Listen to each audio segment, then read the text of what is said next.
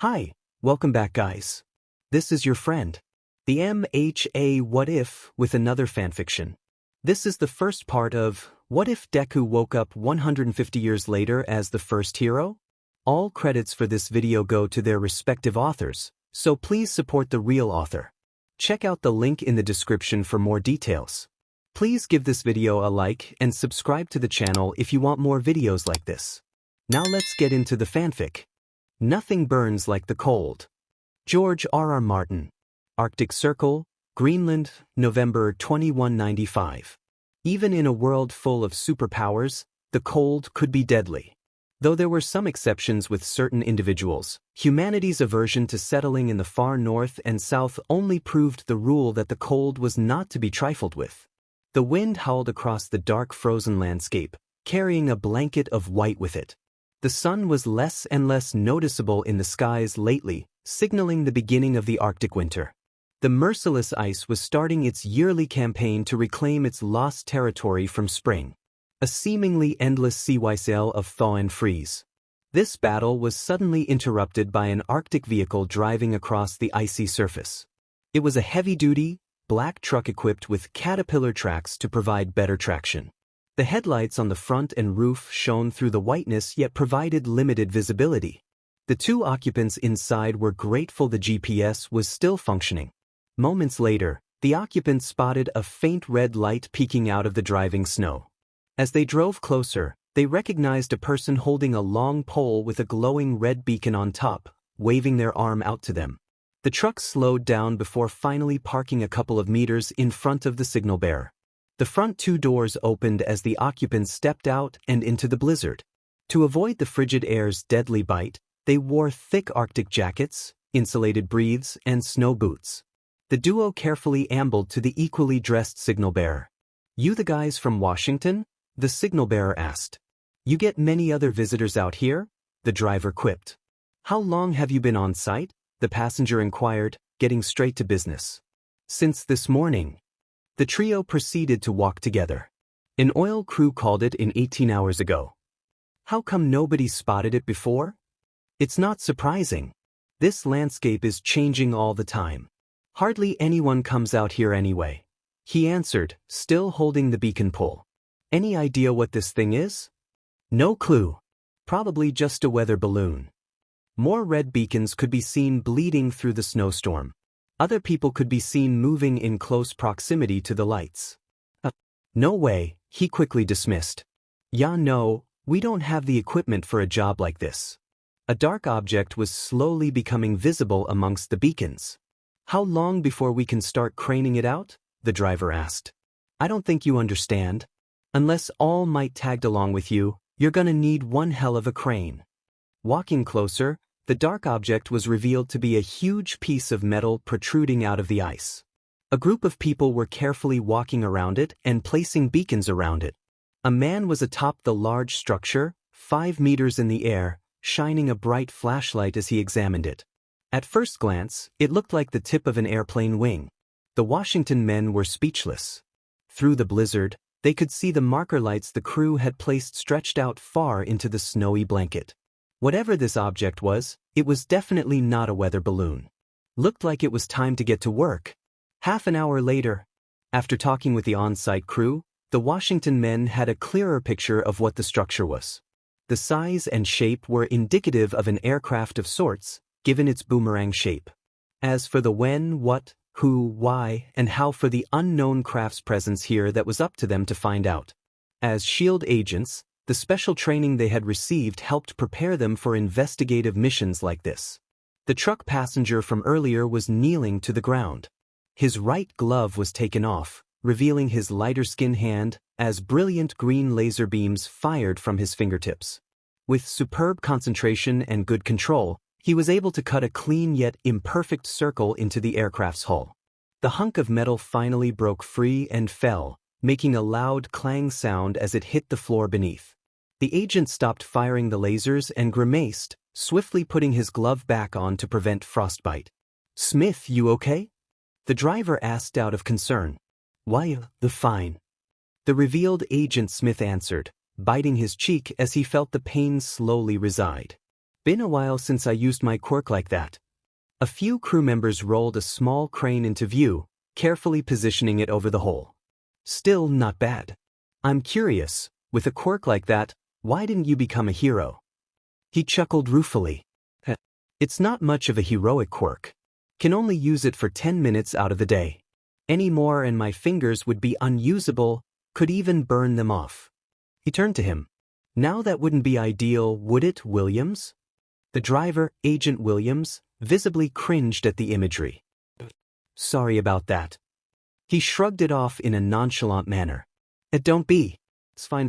Most kids dream of being heroes, but only a blessed handful can achieve that.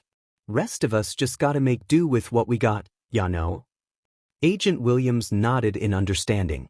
As a quirkless man, the hero profession was completely off the table for him. Nevertheless, he was thankful to have this job, seeing it as the next best thing, even if it could get wearisome some days. Today was thankfully not one of those days.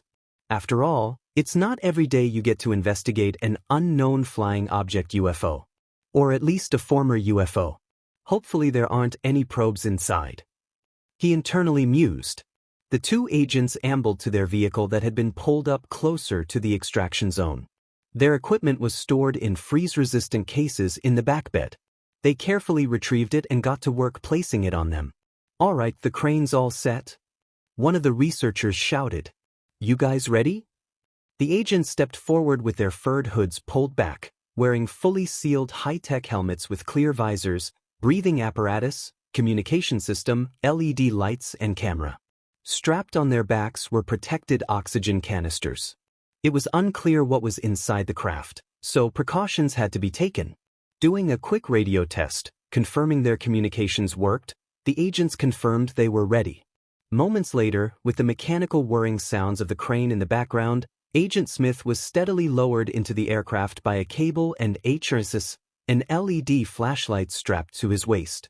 Snow flurries gently fell and accumulated on the floor. Bright light from above shone down from the hole, illuminating the innards of the craft for the first time in a long while. As soon as Agent Smith's feet touched the grated floor, he unclipped from the HRS. Agent Williams was already inside, shining his flashlight around them. The air inside was stale and frigid, with the only circulation coming from the hole in the roof. The metal walls and floors around them were lined with layers of ice. Breaches in the hull were also visible. Base, we're in. Agent Williams notified through his comm. Copy that. The two agents carefully proceeded down a graded walkway with handrails, shining the light wherever they could. The sounds of their footsteps on the graded path echoed throughout the craft.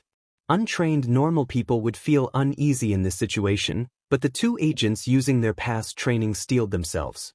Closely examining their surroundings, they noticed lining both sides of the path were stacks of dull, gray cylindrical casings with attached fins at the ends, hanging from support carriers to which were attached to the ceiling supports. There had to have been hundreds. What is all this? Agent Smith wondered. They came across an intersection connecting to a perpendicular walkway. On it, they spotted one of the casings lying on the grate. Agent Williams carefully approached the object and kneeled by it, shining his flashlight over it. His eyes widened slightly in recognition. Bombs. If that's the case, don't get too close. Smith urgently exclaimed. Could trigger an explosion. Williams then noticed something emblazoned on the bomb's shell. Actually, I don't think these are the exploding type. Look. He pointed his light at the shell, revealing a biohazard symbol. Chemical weapons. Agent Smith turned his light around and noticed the same symbol printed on all the other bombs in view. Think this could have been from the Third War? Maybe. Looks like a 21st century bomber, kind of. Williams stood up, his eyes catching a glimpse of more bombs lying below the graded pathway on the aircraft's bottom hull. Looked like they fell off during the landing. Though that begs the question, whose bomber was this? And what the hell is it doing all the way out here? That's two questions, but Smith looked ahead and saw an open hatch door at the end of the path. We may find answers in there. The agents cautiously proceeded forward and stepped through the hatch. The other side was a seemingly large open area with angular support columns. At the far end was a large, graded windshield that would have provided the pilot an excellent view. The cockpit. An unusually large one at that. The agent stepped down a small flight of steps onto the floor. The cockpit was in very rough shape. Breaches in the hull were prevalent with the support skeleton bent and broken in various areas. Layers of ice had leaked in and seemingly filled most of the cockpit's empty spaces. Looking ahead toward the big, broken windshield, they spotted what appeared to be smashed control panels and the pilot's seat. No sign of human remains. Agent Smith noted. Maybe they ejected before the crash? Maybe. Agent Williams pointed his light around the control area and revealed a sizable chunk of ice around the pilot's chair that extended to the rest of the ice in the room. Not seeing anything that resembled a human body, he was about to look away until catching a faint gleam of something. Wait. Williams squinted his eyes. He focused his attention on the area around the chair.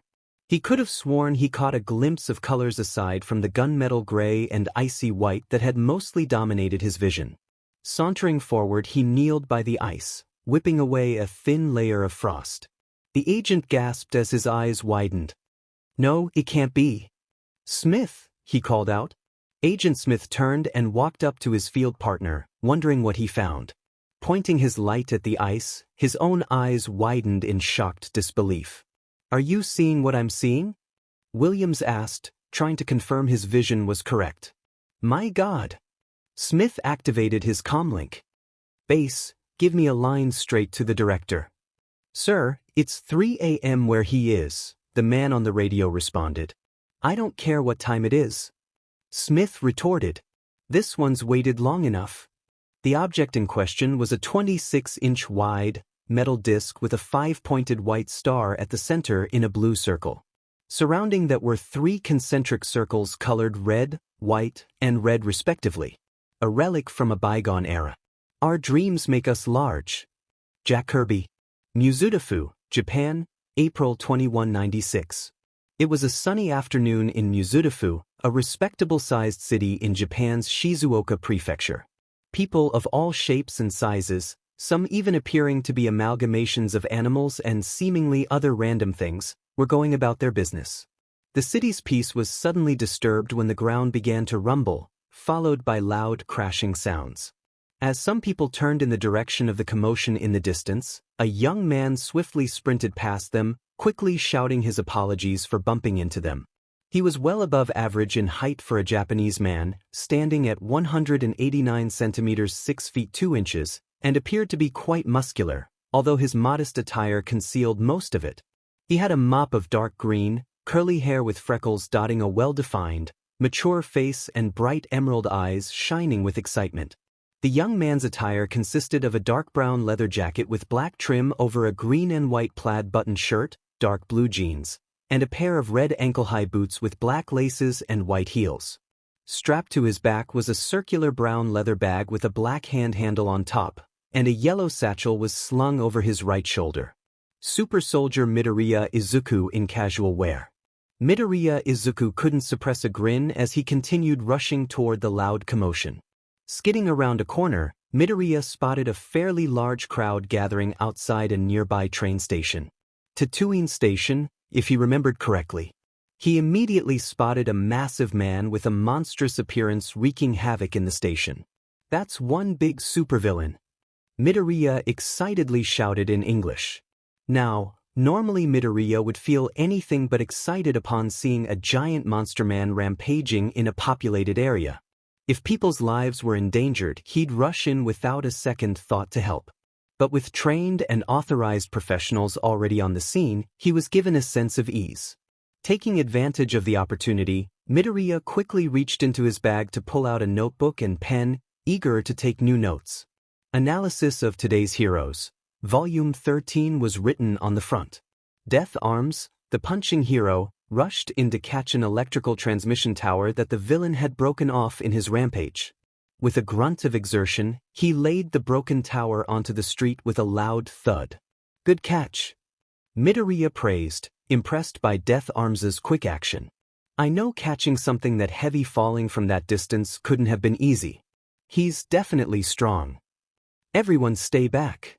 A pro-hero dressed as a firefighter produced a rope of water from his red water faucet arms in front of the spectators. Several police officers were also up front to keep people back. For your own safety, please stay behind the line. The rescue specialist, Backdraft. Midoriya remembered reading about him online. His quirk was very useful for firefighting and keeping citizens out of danger zones, exactly what he was doing now. He'll keep bystanders at bay while also being available to put out any fires caused by the villain.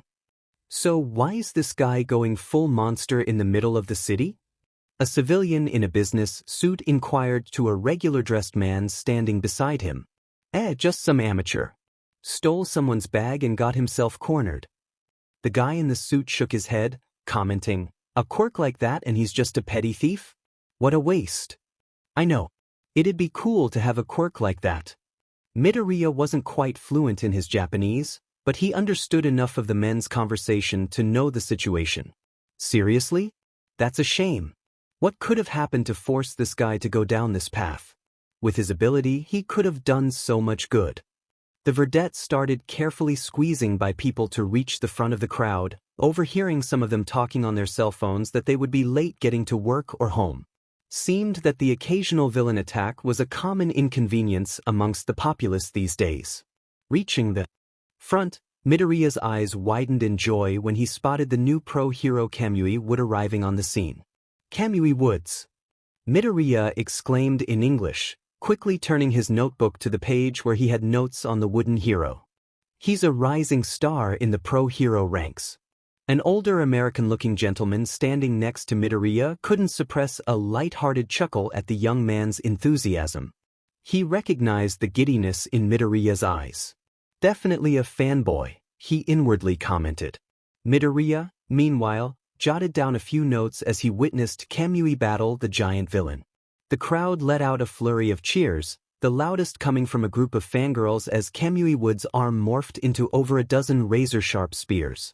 "Take him down, tree man," the older gentleman shouted in English. "All right." Izuku immediately recognized what attack move Kamui was about to perform after doing some online research on the new hero, and he was thrilled to see it in person. It's his preemptive binding dash. Canyon Cannon. Without warning, the ground trembled once more as a towering woman dashed in and landed a devastating kick in the villain's jaw. He went flying backward and crashed into the railroad track, unconscious. Midoriya's eyes widened in surprise at the giantess, and turned to a blank new page to draw a couple quick sketches of her. She was a voluptuous young woman who had purple eyes with white pupils, with elegantly long eyelashes. She had long, voluminous, creamy blonde hair that reached down to her waist, with two shorter strands curled to frame her face, parted slightly to her left. Her hero costume was composed of a purple and pale tan-colored skin-tight bodysuit, which was accented with orange stripes. The suit also had a pair of purple gloves with orange accents on the edge of the cuff. This design was also shared with her boots, which were cut off at the thigh in a deep V shape. The suit also had three peculiar orange diamond-shaped designs on the purple top that were located under her chest, and she also wore a purple domino mask with horn-like protrusions on the sides. "Today's my debut," she said with a grin while hoisting the villain up by his leg, slapping a series of restraints on him. "Pleased to meet you all. I'm Lady, and you don't have to worry about this bum anymore." She subtly stuck out her rear and winked, practically flashing the crowd. Naturally, many men in the crowd pulled out cameras to take snapshots of the scene, chanting, "Money shot! Money shot!" Though he couldn't suppress a small blush, Midoriya couldn't help but feel vexed with Lady basking in the spotlight. "Come on, that's just unnecessary. You're supposed to be a hero, not a Hollywood actress or something." Midoriya inwardly chided. On a lesser note, he was also a tad annoyed that he didn't get to see Kamui Wood's attack move in person. Oh well, maybe another time. Shrugging it off, he continued writing in his notebook. Several minutes later, more police arrived on the scene and Lady shrunk down to her normal size. She was immediately swarmed by the crowd and various reporters as she handed the villain over to the police. Lady smiled brightly while eagerly answering any questions the reporters had for her, taking the spotlight completely away from Kamui Woods, who was still on top of the train station while looking quite gloomy. Gigantification. Midoriya muttered in English while making several notes next to a simple sketch of MT Lady. From what I understand, it's a common and quite powerful ability these days. Although the threat to public property might pose an issue, unless she can manipulate her size at will. Still, she certainly has the looks and quirk to be a popular hero. The old man looked at Midoriya with slight surprise. Your English is pretty good. You from around here, or are you studying abroad? He asked. He was a Caucasian man around his late 60s from what Midoriya could tell, standing at 176 centimeters 5 feet 8 inches. His gray hair was slicked back, showing off a receding hairline. Over his dull blue eyes was a pair of thin-framed glasses. He wore a pair of khaki breeds held up by a black belt, a light blue turtleneck sweater with a white-collared undershirt, and brown shoes. Oh! Midoriya realized he had slipped back into speaking English, which irritated a few bystanders close by. Why? He sheepishly replied, putting his notebook back in his bag. I guess you could say I'm studying abroad. I was actually born here in Mizudafu but grew up in the States. California, to be specific. No kidding. Queens myself, in case you couldn't tell, the man chuckled as his New York accent was prevalent. Nice to meet ya, Queens. Midoriya held out his hand, which the older American shook firmly. Likewise, Callie, he smirked. So, what brings you to Japan? Midoriya asked, hoping to strike up some small talk. Aside from acquaintances at the community college and at work, he didn't have much going for him in the friends department. The old man smiled roguishly. Oh, mainly here to kick back and enjoy retirement. Also hoping to get some inspiration for a new superhero comic I got ruminating in my head. Midoriya grinned. Japan does have great heroes. I'm sure they can give you plenty of inspiration. Haven't seen much in terms of superhero comics these days. Makes sense, given that this world is practically filled with superheroes and supervillains already. Midoriya thought. Why read a comic when you can just turn on the news or stream YouTube videos? Superhero comics aren't really a big thing anymore though. Midoriya mentioned with a small frown. So it may not get popular. He waved off the concerns. That won't stop me. Our dreams make us big, ya know? Midoriya smiled, admiring the old man's sunny outlook and determination. So, what are you studying abroad for? From all those notes you were taking, it sounds like you're wanting to be a hero yourself, am I right? Midoriya nodded, smiling. That's actually why I'm here. Well, good luck then. He gave Midoriya a thumbs up. Don't know what your quirk is, but it doesn't matter. He paused to look at his wristwatch, his eyes widening when he noticed the time. Well, I better head along now. Don't want to miss my train. Hopefully that giant ruffian didn't destroy the tracks. Goodbye, sir. Nice talking to ya. Midoriya gave him a lazy salute as he walked toward Tatooine Station. Good luck on your comic. Thanks, son. The old man gave him a peace sign. Certainly a mature air around that kid. I'm sure he'll be a great hero. I can feel it. With that, the aspiring comic writer proceeded toward the train station. Good guy. Midoriya began walking in the opposite direction. It'd be faster to take the train to his apartment, but he felt like walking today.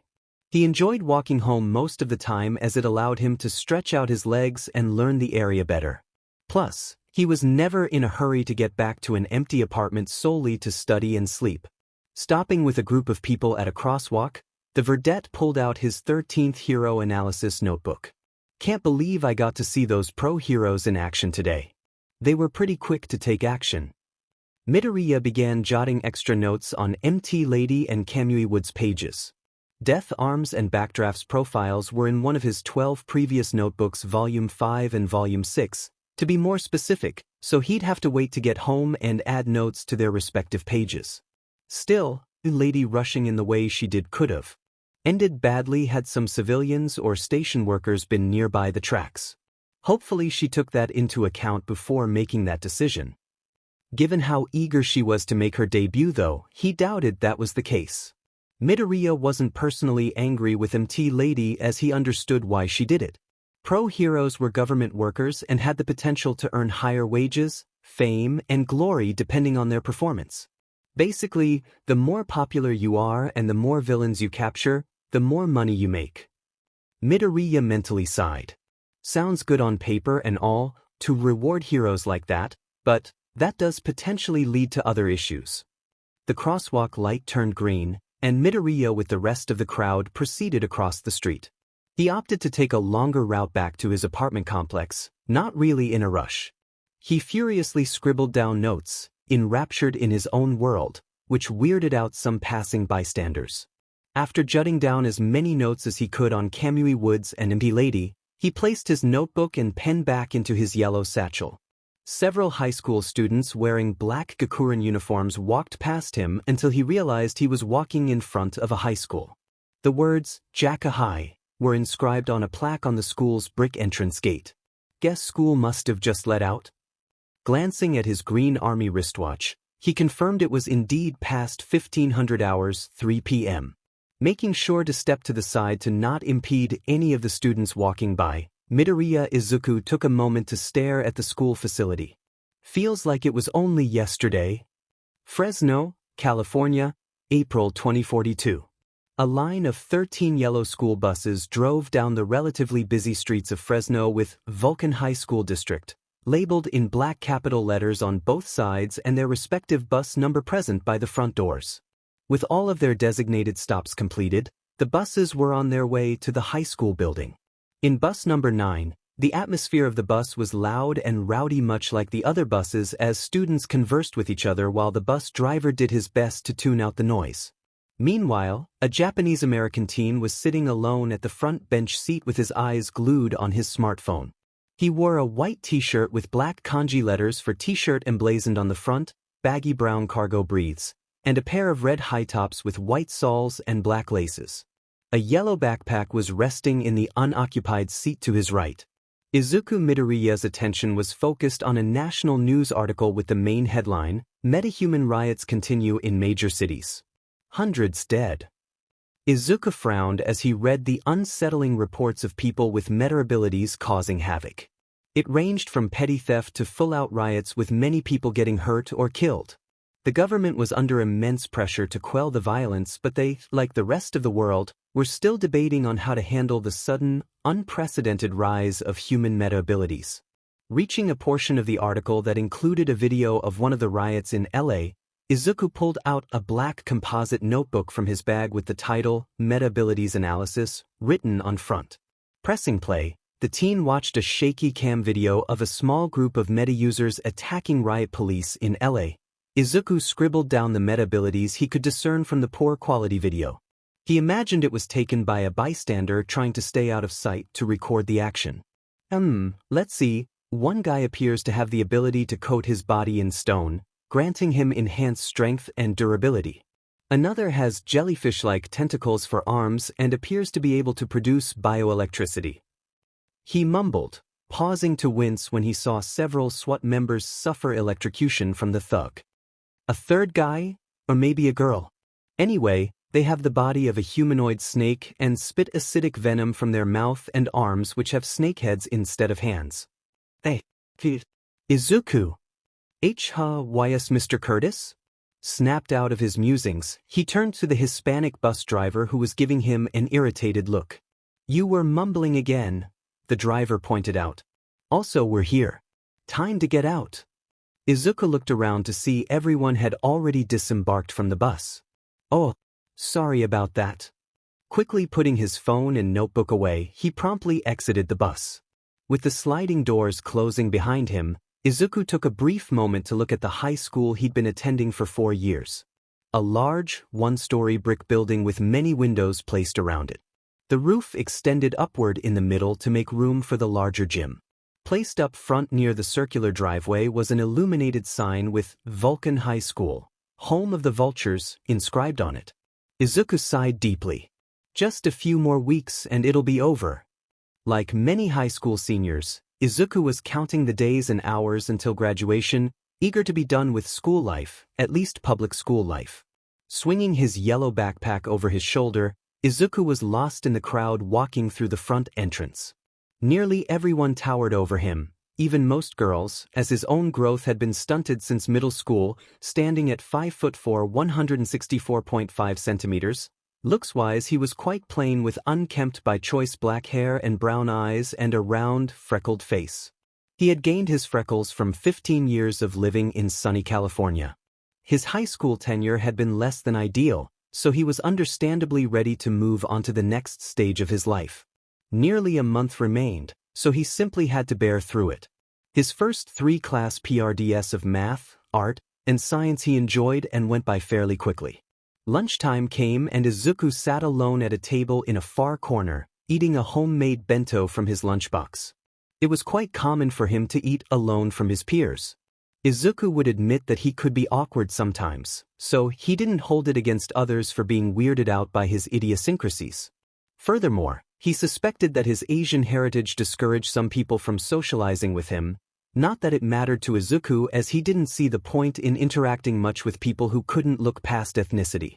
Finishing his lunch early, Izuku gathered his belongings and headed to the library. The upcoming free PRD gave him the opportunity to unwind and catch up on any reading or assignments. The next 45 minutes or so was spent reading alone at a library table. Izuku was enraptured by an old Japanese book titled The Book of Five Rings. His eyes danced across the English translation pages with fascination. 2 more books were stacked to his right. Art of War by Sun Tzu. Dreams Are Now Reality, An Extensive Guide to the Rise of Superhumans, Volume 3, by Hatsum Teruko, Ph.D. Whoa, nearly 4 centuries later and Miyamoto's wisdom still holds up. Midoriya sounded impressed. Ding, ding, ding. An electronic bell sound emanated from a speaker in the library's ceiling. The same bell resounded throughout the school building to signify the start of another PRD. For Midoriya, it was the start of his least favorite yet most necessary class for him personally. Physical Education P. Gathering the 3 books in his arms, Izuku quickly walked to the librarian's desk to have them checked out. I have to say, Izuku, the middle-aged librarian said while stamping the due dates on labels on the back of various books, I think you've read more books than all the other students in this school combined. Sure, that's an exaggeration. Izuku tapped his cheek bashfully. It isn't. She quickly refuted. You check out nearly 5 books a week and always return them on time. Good work. I'm sure that extra knowledge will take you far. She gave him a warm, earnest smile. Thank you, he smiled. I appreciate that, Mrs. Davis. Placing the books in his backpack, he rushed out of the library and through the hallway to the gymnasium. The PE instructor, Coach Simon, was serious about punctuality due to being a U.S. Army veteran and wasn't afraid to dish out more exercises on those that were tardy. Although Izuku inwardly admitted he could use the extra workouts, he didn't want them as a punishment. 10 minutes later, Izuku was standing in line with 24 classmates in their respective gym clothes. There wasn't a designated school gym outfit like with Japanese schools. Rather, students were given the freedom to wear their own outfit as long as it followed the school dress code. In Izuku's case, he wore a plain white shirt, blue shorts with a red and white stripe going down both legs, and old black tennis shoes. All right, listen up. Coach Simon shouted. Graduation may be around the corner, but that doesn't mean I'm gonna let you kids slack off. There was a collective groan from the students, with the exception of Izuku. The coach blew into his whistle. Shut it. We're running 10 laps around the gym, 25 push-ups, 25 squats, and then 25 sit-ups. After that, we're playing a couple rounds of dodgeball. He whistled again. Let's go, maggots.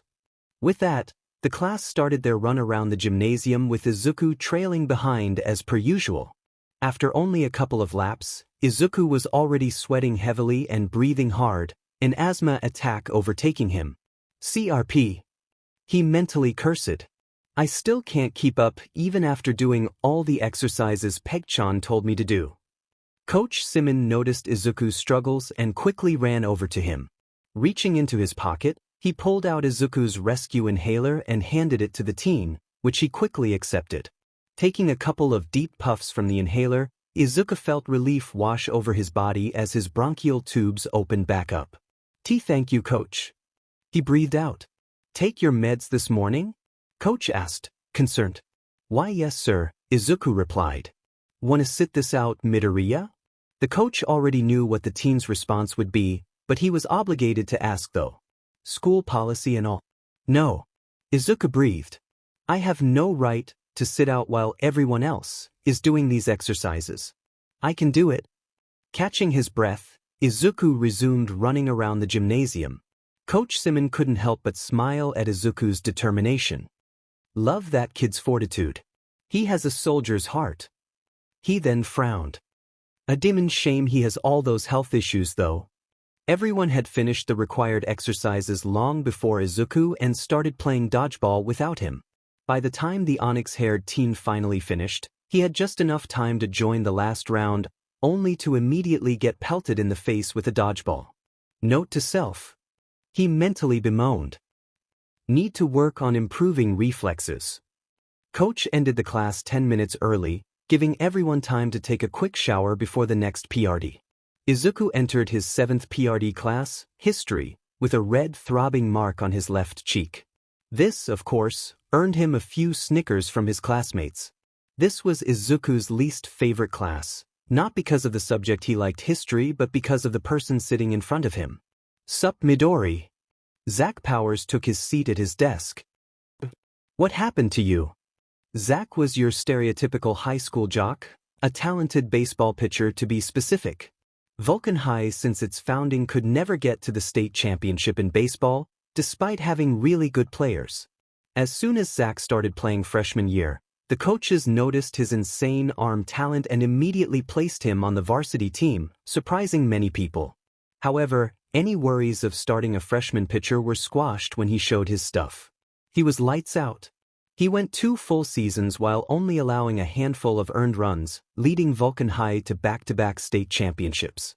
He was the undisputed most popular guy on campus. Worst part was he knew it and fully embraced it. Standing at 5'11", 155.75 centimeters, he was well-defined and trim for an 18-year-old thanks to years of training and great genetics. He had brown hair with a long bang covering his right eye, tan skin, and hazel eyes. Definitely eye candy for the ladies. He wore a red, black, and white Letterman jacket over a plain black t-shirt, blue jeans, and black Converse shoes. Dodgeball? Wish I could have been there, but alas, athletics and all. The baseball team is doing really good. You guys are primed to make another deep playoff run. Izuku stated. States in the bag. Zach confidently replied. Can't wait to get my 3rd ring. He showed off the 2 state champion rings on his left index finger and thumb. I think I'll put it right here. Ha! He jittered while flipping Izuku the bird. Izuku did his best to ignore the rude gesture and continued. Your ERA is in the state's top 3 for the 4th consecutive year. Keep it up and you'll definitely make it to the majors. He was sincere in that assessment. Yeah, I know. Powers smirked, sounding very braggadocios. USC wouldn't have given me a full ride otherwise. By the way, Midori old pal, you have my homework. He glanced back with a roguish grin. Come on Powers. Izuku bemoaned. I know you're busy with training and all, but this is cheating. You should do the work on your dash. Do you have it? Zach gained a serious edge in his voice. Izuku sighed deeply and pulled out 2 papers from his bag. I tried to match your handwriting as best as I could. Also, I didn't answer every question correctly to ward off suspicion from Mr. Nicholas. Zach took the papers and his expression immediately lightened up. Thanks, pal. You're a true friend. Sure. Izuku knew better. Zach was not his friend, at least not anymore. Even though they got along quite well as children, that had all changed when his natural athleticism bloomed into existence, specifically his throwing ability. Upon excelling in baseball in middle school and now high school, he had left Izuku in the dust to join the cool crowd. Couldn't let Izuku Midoriya, the weakest and most awkward kid in school, taint his image after all. Despite all that, Izuku Midoriya didn't hold a grudge against his former childhood friend. He wished him all the best in his future endeavors and hoped he excelled in baseball. Although, deep down, he'd be completely satisfied with never seeing him again after graduation. The middle of history class was interrupted by the school's daily announcements. Part of the announcements included the daily Pledge of Allegiance to the American and California state flags, respectively. While pronouncing the allegiance by memory, Izuku noticed Zack wasn't saying the right words. He was essentially being an immature child mismatching words to make it sound funny. Now, Izuku could tolerate many things, but this was not one of them. Zack, show some respect, Izuku said angrily after the pledges concluded. People died for that flag. Least you can do is say the pledge. Huh. Zack looked back, ping a brow. The little Jap is seriously gonna talk to me about the flag? Mr. Midoriya does raise a valid point, Mr. Powers. The history teacher, Mr. Nicholas, spoke. It's school policy to have pledges every day. Students do have the right to not participate, however. Mocking the pledge is unacceptable. Also, he shot the jock a serious glare, making him temporarily freeze up. Derogatory terms will not be tolerated in my classroom.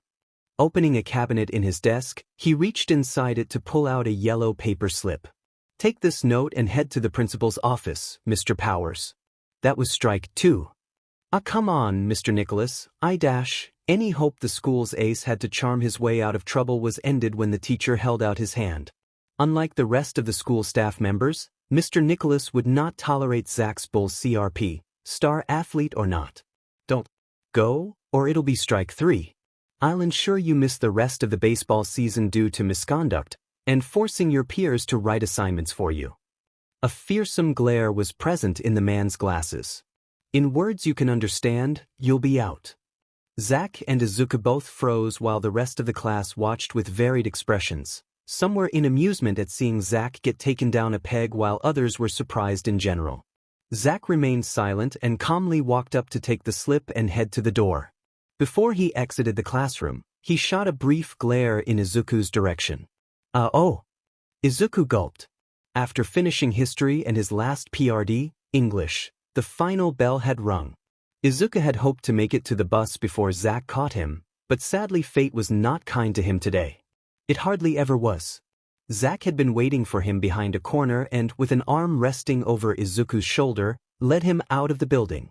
He wore a friendly smile to ward off any suspicion from others, but Izuku knew it was forced. He could feel the menacing intent gushing off him. This wouldn't end well. Moments later, in an empty alleyway near the school, Izuku stumbled into a trash can and fell to the ground with another red mark on his face. Zack shook the hand he used to punch Izuku, glaring daggers at him. Contrary to what you may think, I don't like doing this, Midori. Could have fooled me. Izuku groaned, weakly pushing himself back up. You embarrassed me. What's worse, you gave me my second strike. I can't afford to miss the season. You know that. Not when I'm so close to making history. You did that to yourself. As Izuku stood up, he noticed the metal trash can lid off to the side and scooped it up. You didn't have to disrespect the pledges like that. He held the lid in front of him like a shield. Yeah? What's it to you? Zack reached and pulled the metal lid out of Izuku's grasp, throwing it off to the side. He then socked Izuku with a right hook, causing him to stumble into some gross, greasy trash bags lying next to a dumpster. My great-grandfather fought Japs in World War II. Gave his life in the Battle of Okinawa. Zack glowered at his victim. Who are you to talk to me about being patriotic? Izuku shakily returned to his feet, getting in a boxer's stance with his fists clenched. I'm just as much American as you are, Powers. He breathed heavily. Zack sneered. Still standing? You never were good at giving up, were you? No. Despite his body quaking in fear and pain, Izuku directed a determined glare at Zack. I can do this all day. Zack was momentarily taken aback by Izuku's sheer tenacity, but then scoffed. You Japs just don't know when to surrender. Izuku threw a right haymaker up at Zack, but the pitcher easily caught it and countered with a strong punch to the face. Izuku collapsed into the trash bags with a pained Hey! A sharp feminine voice called out. Knock it off. Zack turned to the source of the voice standing a couple meters behind him. She was a young woman a year or two older than Zack and Izuku of Japanese descent, standing at 5'9", 175 centimeters with glossy black hair tied up into a bun. She had smooth porcelain skin, gray scara eye color, and subtle lips. She wore a United States Marine Corps dress uniform, the USMC Blue Dress Delta outfit, to be specific. It consisted of a khaki short-sleeved shirt, blue trousers with red stripes racing down the sides and a brown belt, and black dress shoes. To top it off, she wore a USMC white peaked cap. Her short sleeves revealed her muscled, toned arms, and Zack suspected the rest of her body was toned as well, given her job occupation. A/N, not the same uniform as described, but here's what Peggy looks like. Voice actress, Wendy Lee. Yamamoto? What are you doing here? Zack roughly demanded. I thought you left town last year. Step aside, Powers. The USMC woman, Yamamoto, ordered. Or I'll make you. A Marine now, huh? Wow. Zack couldn't suppress a snort. Didn't know the Marines accepted women. Are they desperate? Yamamoto resisted the urge to roll her eyes. She had heard it all before, so it was easy to tune out the noise. Wanna find out how desperate they are? She challenged, narrowing her eyes. Zack visibly flinched. He knew he was strong, but trying to fight an active USMC member woman or not would definitely not end well for him, especially since it was Yamamoto. With first-hand experience from their childhood, he knew she was absolutely ruthless in a fight. Even in the ones where he had technically won, he didn't walk away without some painful bruises. On another and more important note, he couldn't risk losing his USC baseball scholarship if news got out that he had tried to fight a Marine. A woman at that. He wasn't that stupid. Fine, whatever. Resting his hands in his jacket pocket, he ambled past Yamamoto, refusing to make eye contact. Let me make something clear, Yamamoto firmly said. Don't you dare touch Izuku again. If you do, she reached up to her chest pocket and pulled out her smartphone, revealing the screen to him. You can forget about making the majors, or even some crappy AAA affiliate for that matter. Comprehend? Her glare hardened. Zack's face instantly went pale from the content on the screen, and gasped, She recorded everything? SHT. He mentally cursed. Yeah, I get it, ma'am. With no choice but to comply, Zack sauntered off back to school, the baseball field specifically, proverbial steam billowing off his head. Putting her phone away, Yamamoto rushed to Izuku's side by the trash heap. Hey, Izuku, you alright? She sounded very concerned. Regaining consciousness moments prior, his vision was starting to come back into focus. Hearing the voice of his best friend brought a smile to his face, despite his pained grogginess. Whyya? He weakly pushed himself off the garbage bags, with Yamamoto aiding him. I had him on the ropes. Yamamoto rolled her eyes playfully. Sure you did. She then gained an apologetic expression. Sorry I didn't step in sooner. Wanted to record him for blackmail. If he has any brain cells in that inflated head, he won't bother you anymore. If he does, don't hesitate to tell me.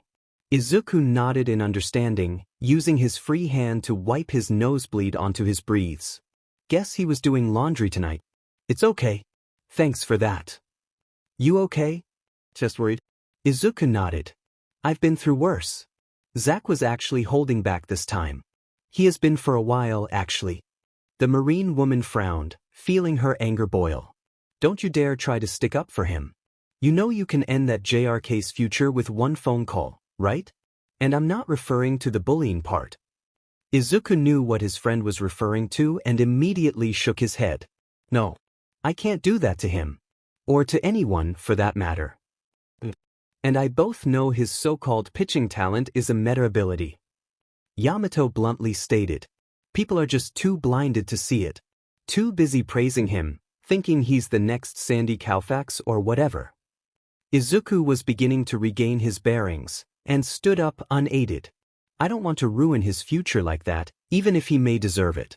Besides, it's not like we'll cross paths after graduation anyway. Yamamoto sighed, exasperated. Still too nice for your own good. And you still haven't learned to run away from a fight. Huh, nerd. Izuku smiled at the taller woman. It's good to see you, Peg-chan. Likewise, Izuku, Peggy Yamamoto and Izuku both embraced each other in a friendly hug. Past 8 months have been hell. I can imagine. Izuku commented. The Marines never make it easy. No, they do not. Come on, Peggy broke off the hug. I'll take you home since you missed the bus. Thanks, he said appreciatively. Picking up his backpack lying off to the side, Peggy and Izuku both walked out of the dirty alleyway and down the sidewalk.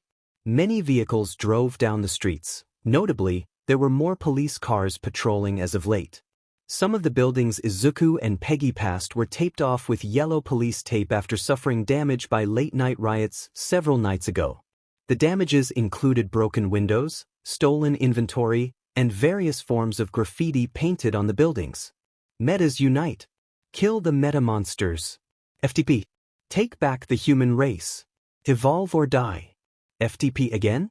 There were more slang words and phrases that included much more colorful language that Izuku didn't want to repeat.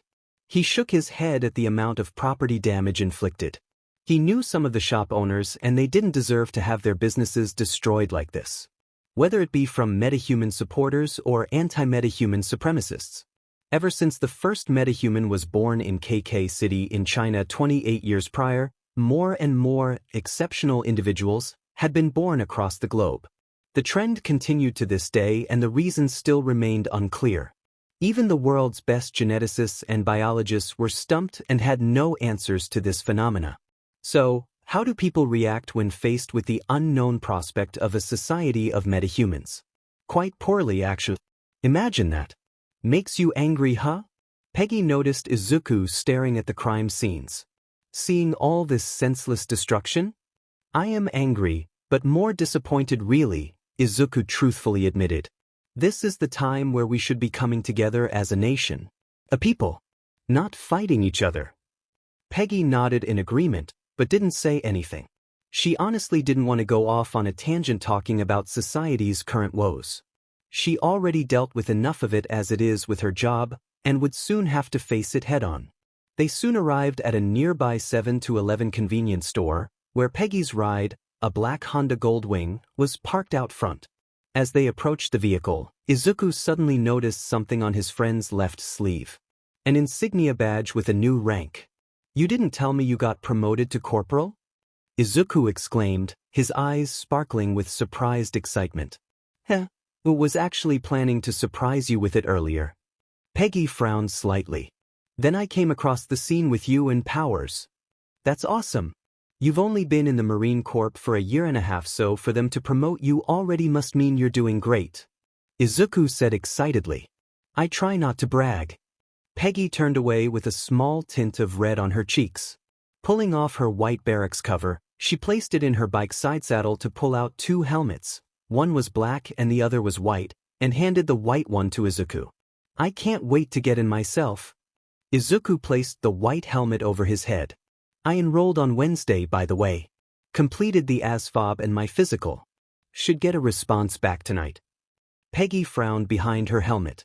That's great. She feigned excitement. He's still determined to get in, huh? Should I break it to him, or let him find out for himself?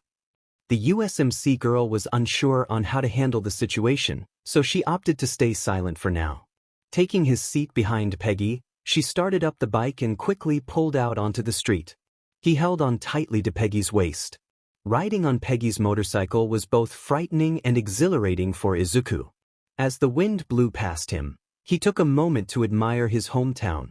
It was a warm, sunny day in the San Joaquin Valley city of Fresno. Of course, this was typical weather for the Central California city. Nowhere close in terms of population of its in-state neighbors in Los Angeles and San Francisco, but it was still a respectable size. Peggy weaved in between the modest traffic, clearly enjoying the rush of driving her bike after so long. What brings you back to town, Peg-chan? Izuku yelled over the loud engine and rushing air. Got a week of leave. Came back to spend time with Dad and hang out with you. Peggy grinned. Izuku smiled brightly at that. Peggy had been his best friend growing up.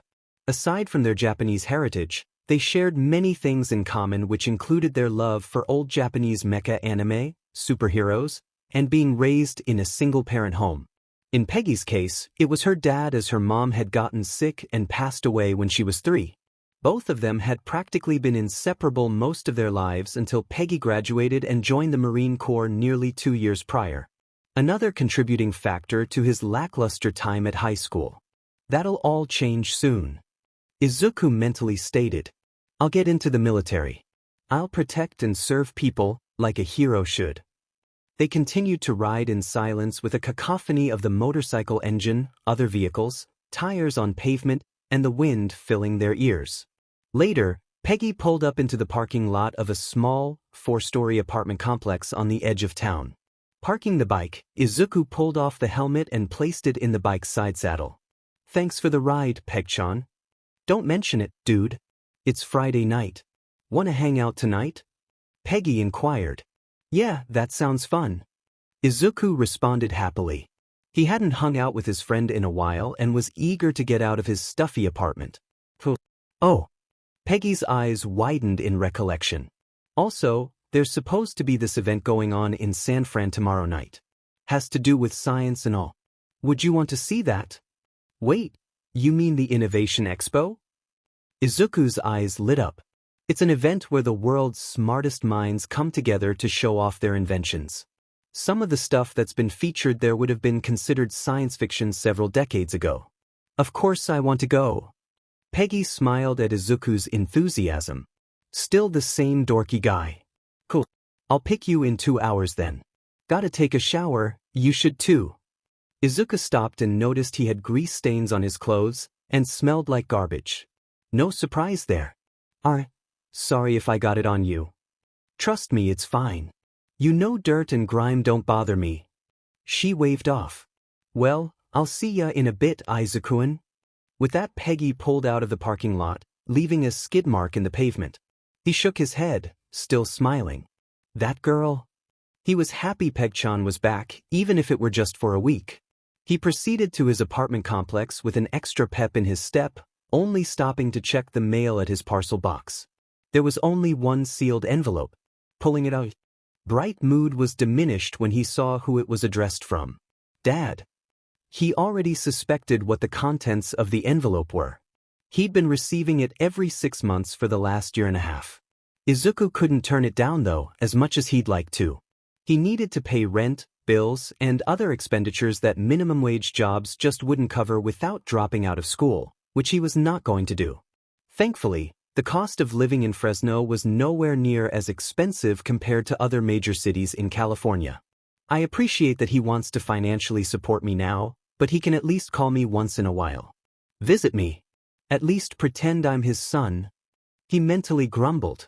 Not wanting to lament on that depressing fact, he placed the envelope in his pocket and continued into the building. After taking the stairs to the 3rd level and nearly triggering another asthma attack, he walked up to his door and unlocked it. He then stepped into a quiet apartment and turned on the lights. It was a small apartment with a living room and kitchen combo, a small corridor with a single bathroom, and 2 separate bedrooms with their own closets. However, only one of the bedrooms was occupied.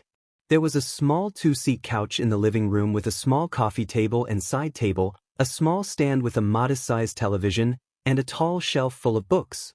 The kitchen was off to the right side and had a small stove, fridge, sink, and a few cabinets. Dropping his backpack to the floor, Izuku headed to the kitchen to grab a frozen bag of peas from the freezer to hold over his bruised face. It wasn't his first rodeo in treating injuries. He'd put some makeup on later to cover them up once he was ready to leave with Peg-chan. After spending time in the trash, he'd definitely need a shower. Izuku dropped to the couch and exhaled deeply, letting his pent-up stress flow out of him. Today, for the most part, had seeked badly till Peg-chan had surprisingly showed up. Getting to hang out with her tonight and attending the Innovation Expo with her in San Francisco tomorrow had certainly brightened his mood. Oh! Izuku suddenly sat up, recalling something important. The recruiter should have called by now. Reaching into his pocket to pull out his phone, he noted there was indeed a missed call and voicemail from the recruiter. According to the timestamp, it looked like he had called Izuku when he was getting his butt kicked by Zack. Please be good news, Izuku wished as he played back the voicemail. Muzutafu, Japan, April 2196. Hey, green hair! A loud, gruff voice exclaimed. Huh! Midoriya was snapped out of his musings by a loud student. He was a young man standing at 175 centimeters 5 feet 9 inches and had a muscular build and lightly tanned skin. He had ash-blonde hair spiked in all directions from his head, and his eyes were sharp and thin, bright red in color. He wore the same black Gakurin uniform as his peers. Judging from his looks, Midoriya guessed he had to be a third year. The hell are you doing just standing there like a creep? Bakugo Katsuki demanded. Midoriya was about to refute that claim but realized that he had indeed been standing motionless for a few minutes. He rubbed the back of his neck, feeling awkward. Oh, sorry. Didn't know, going down memory lane. He responded in shaky Japanese. Doesn't look that much older than me. Pretty sure I would have remembered seeing him. Also, what's up with his accent? Bakugo ped brow. What? You used to go here? I don't recognize you. Oh no, not there.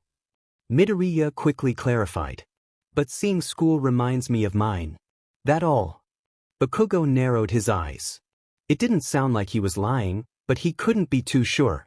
He wasn't going to tolerate any perverted creeps hanging around campus if he could help it. Yeah. Word of advice, I wouldn't do that. People get the wrong idea if they see you standing like a jackass in front of a high school. Bakugo curtly pointed out. Midoriya noticed a few high school girls giggling to one another after seeing him and quickly passed by.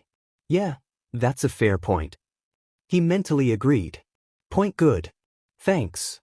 Midoriya gave a polite bow. Bakugo momentarily glanced back at the taller dude. He had noticed Midoriya's Japanese sounded kind of off. Also, he started to recognize his accent as Western. Was he a foreigner? You from around here, green hair? Bakugo asked. Born here, but from the States. Still learning Japanese? Midoriya responded, scratching the side of his head bashfully. As stealth gaijin. Bakugo had read about them. People who looked Japanese but were actually foreigners. He turned away with a scoff, not seeing any point in continuing the conversation. Whatever, extra. Just know, if you're gonna live here, learn to speak our language better. Why? Midoriya nodded. Working hard. With that, Bakugo continued down the sidewalk with his bag slung over his shoulder in a nonchalant manner. What a nice guy, gives me Zack vibes though. Midoriya sardonically thought. But he wasn't entirely wrong. I should be more mindful. Midoriya continued walking down the sidewalk, going in the perpendicular direction of the blonde guy. The verdette was lost in thought, thinking back to his last days in Fresno. Can't believe it's really been 154 years since then. Midoriya mentally lamented. He wondered if he should take the advice a couple of his new friends had recently given him regarding taking a trip to the States, visit his hometown and find some closure. However, there was still a lot of work he needed to do, so that was off the table. Also, it was still too soon for him. He just wasn't ready. He arrived at a small pedestrian tunnel that ran underneath a bridge, one he had walked under many times before without incident, still lost in his own musings. Unbeknownst to him, that streak would be broken today. Hey you! Midoriya turned around and the color immediately drained from his face. Dark green sludge poured out from a nearby sewer cover, bubbling and shaping itself into a vaguely humanoid shape. A slice of sharp teeth emerged from the muck and a set of menacing yellow eyes bore into him, sending a shiver down Midoriya's spine. He knew he shouldn't judge people by appearances, but everything about the man screamed dangerous. You seem like a good vessel. Definitely dangerous. Midoriya immediately started running to put some distance between him and the sludge man.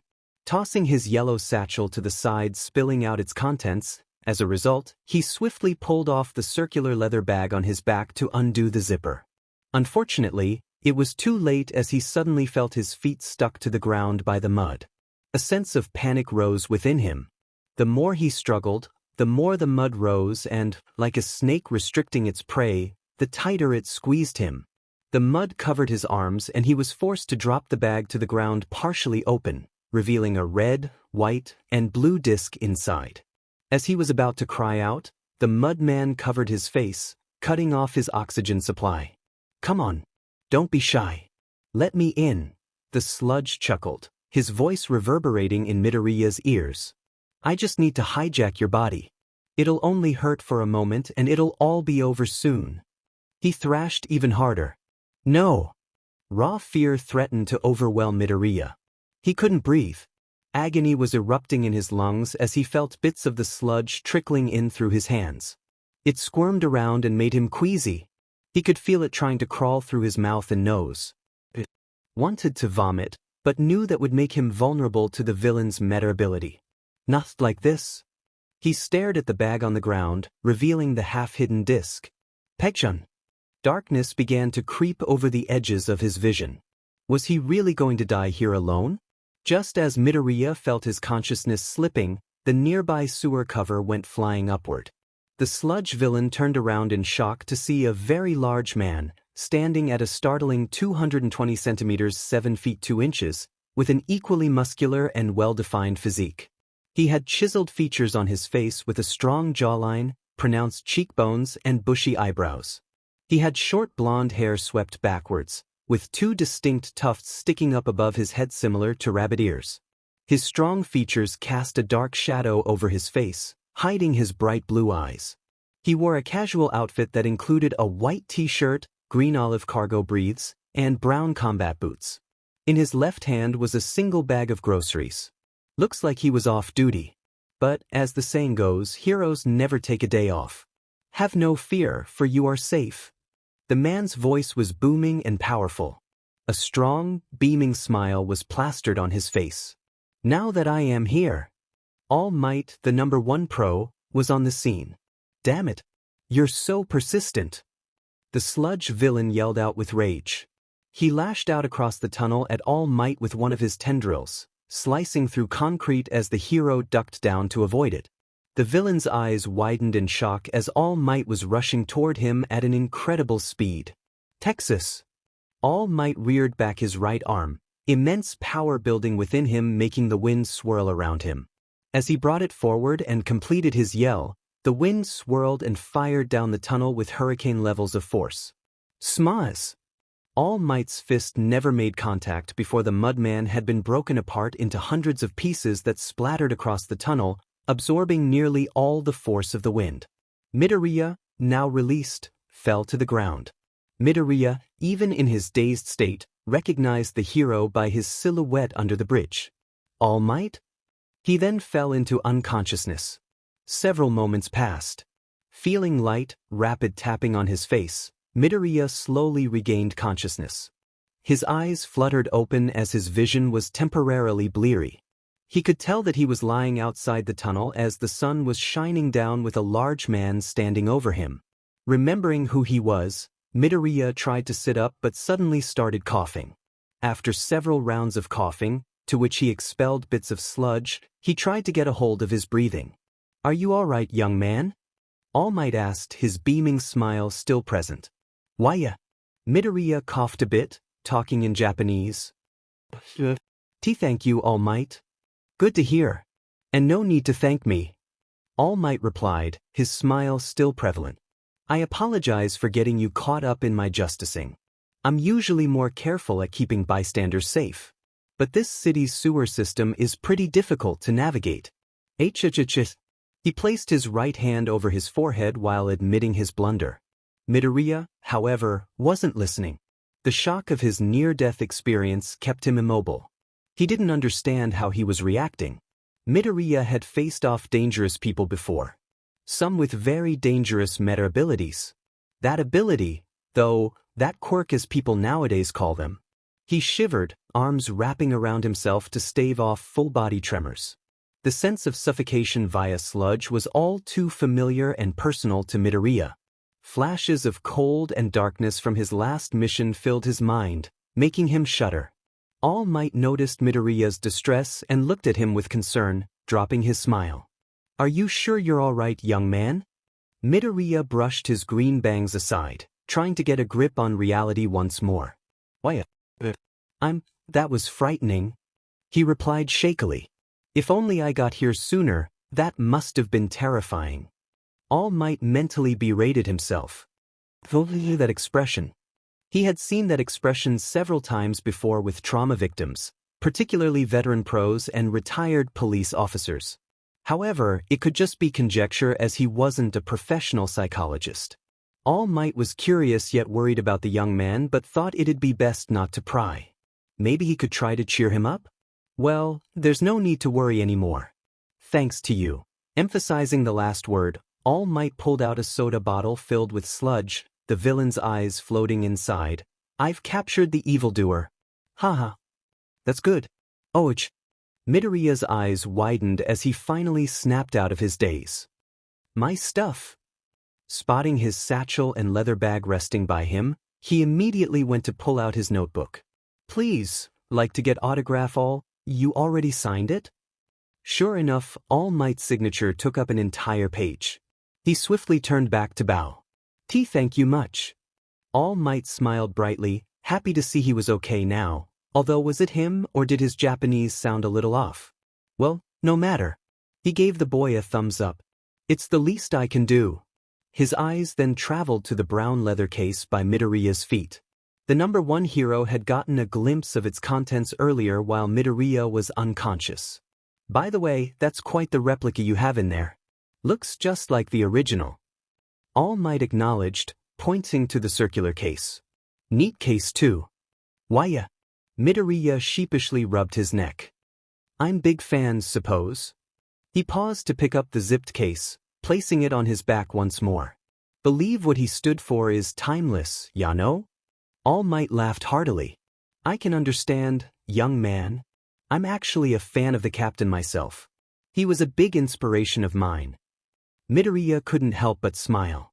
If he didn't have good emotional control, he was positive he'd be tearing up right now. The world symbol of peace actually looked up to Dash. He was snapped out of his musings as All Might turned around. Well, I'd better get this crook to the police station so they can take care of him. He placed the bottle in his breath's pocket. Stay out of trouble. See ya around. Wait, going already? Midoriya asked. All Might kneeled to stretch his knees, resting his hands on them as he primed himself for a big jump. Pro heroes are always fighting time as well as villains. Yeah, I guess I can't argue with that. I imagine he's a pretty busy guy, being the number 1 pro in everything. Midoriya internally rationalized. His green eyes widened when he noticed a second plastic bottle filled with sludge lying off to All Might's feet, to which the robust hero seemed completely oblivious toward. Stand back. I'm taking off. He warned. Oh no. He's gonna forget that bottle. I need to warn him. Midoriya rushed forward to scoop up the bottle and dash toward All Might. Wait. All Might launched himself high into the air with an incredible leap, air rushing behind him in his wake. Ha! He felt a considerable weight on his legs. The blonde hero looked down to see Midoriya hanging onto his legs with a very strong hold. Let go. I love my fans, but this is too much. Too high up. Could die if let go. Midoriya shouted incredulously. Oh, that's a good point. He embarrassedly admitted. You forgot other bottle. Huh. Upon seeing the second bottle of sludge clutched in the green-haired boy's right hand, the number 1 pro mentally slapped his face. Damn it. How could I have made such a careless mistake? He admonished himself. Am I getting sloppy or what? I see. Thank you, young man. All Might replied, sounding grateful. Keep your eyes and mouth shut as I find a landing spot. Midoriya immediately acknowledged All Might's request. As All Might scanned the plethora of buildings beneath him, he felt a little blood leak out of the corner of his mouth. Well, CRP. Moments later, All Might softly landed on the roof of an office building. He set Midoriya down, who fell to his hands and knees, breathing heavily. That was intense. Midoriya mentally yelled. Haven't felt a rush like that in a while. All Might picked up the second bottle and, without looking, placed it in his other breath's pocket, unaware that the other bottle had gone missing.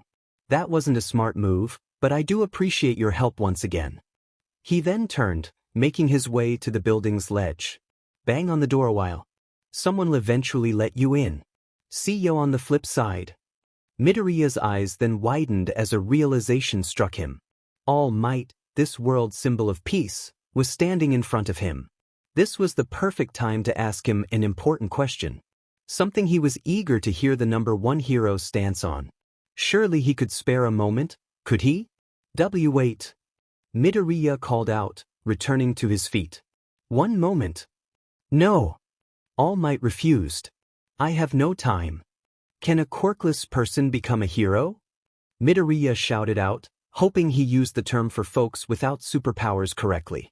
All Might stopped dead in his tracks. Want know what you think? Midoriya added. What makes a hero, power or heart? All Might was motionless for a moment before glancing back. Power or heart? He murmured to himself.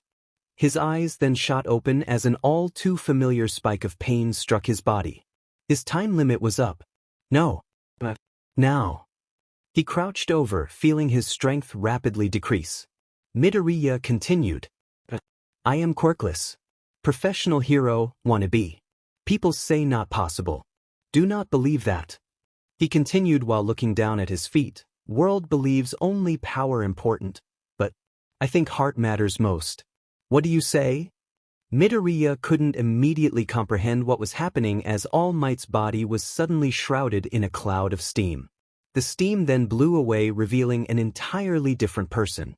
Midoriya's eyes widened in a comical fashion. Standing before him was a very skinny man with angular features, long limbs, and a long neck. He had long, messy blonde hair with 2 strands running down his face and lacked eyebrows as well. He wore All Might's clothes, but they were much baggier, of course. Who are you? Midoriya demanded anxiously while reaching back to his round case. Imposter? The haggard-looking man deeply exhaled in exasperation. I assure you I'm all Blalick. He suddenly started coughing up a considerable amount of blood, worrying Midoriya greatly. Hey. All right? He lowered his hand and approached All Might in concern. Imposter or not, he couldn't stand to see someone suffering. Yagi Tashinori wiped the blood off his mouth and sighed, I'm fine.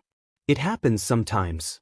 Midoriya guided the skinny man to the side, helping him sit down and lean back against the guardrails. Sure not need to call vehicle emergency? Midoriya inquired. He then mentally kicked himself, worrying he didn't phrase that sentence correctly. He was proven correct as Yagi pet a brow, looking at Midoriya strangely. Your Japanese is off. Are you a foreigner, young man? Midoriya nodded, slumping his shoulders in slight embarrassment. Yes. Grew up in States, still learning Japanese. It makes sense now.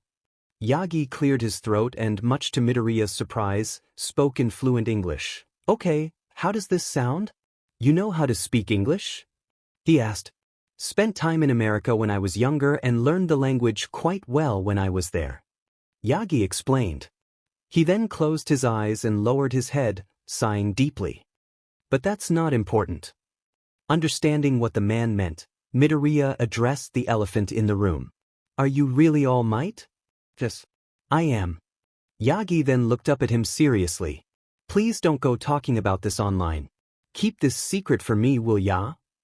Midoriya could hear the desperation in All Might's voice and nodded in affirmation. You can count on me. Nodding, Yagi lifted his shirt and revealed ugly blue and purple scars on his left side.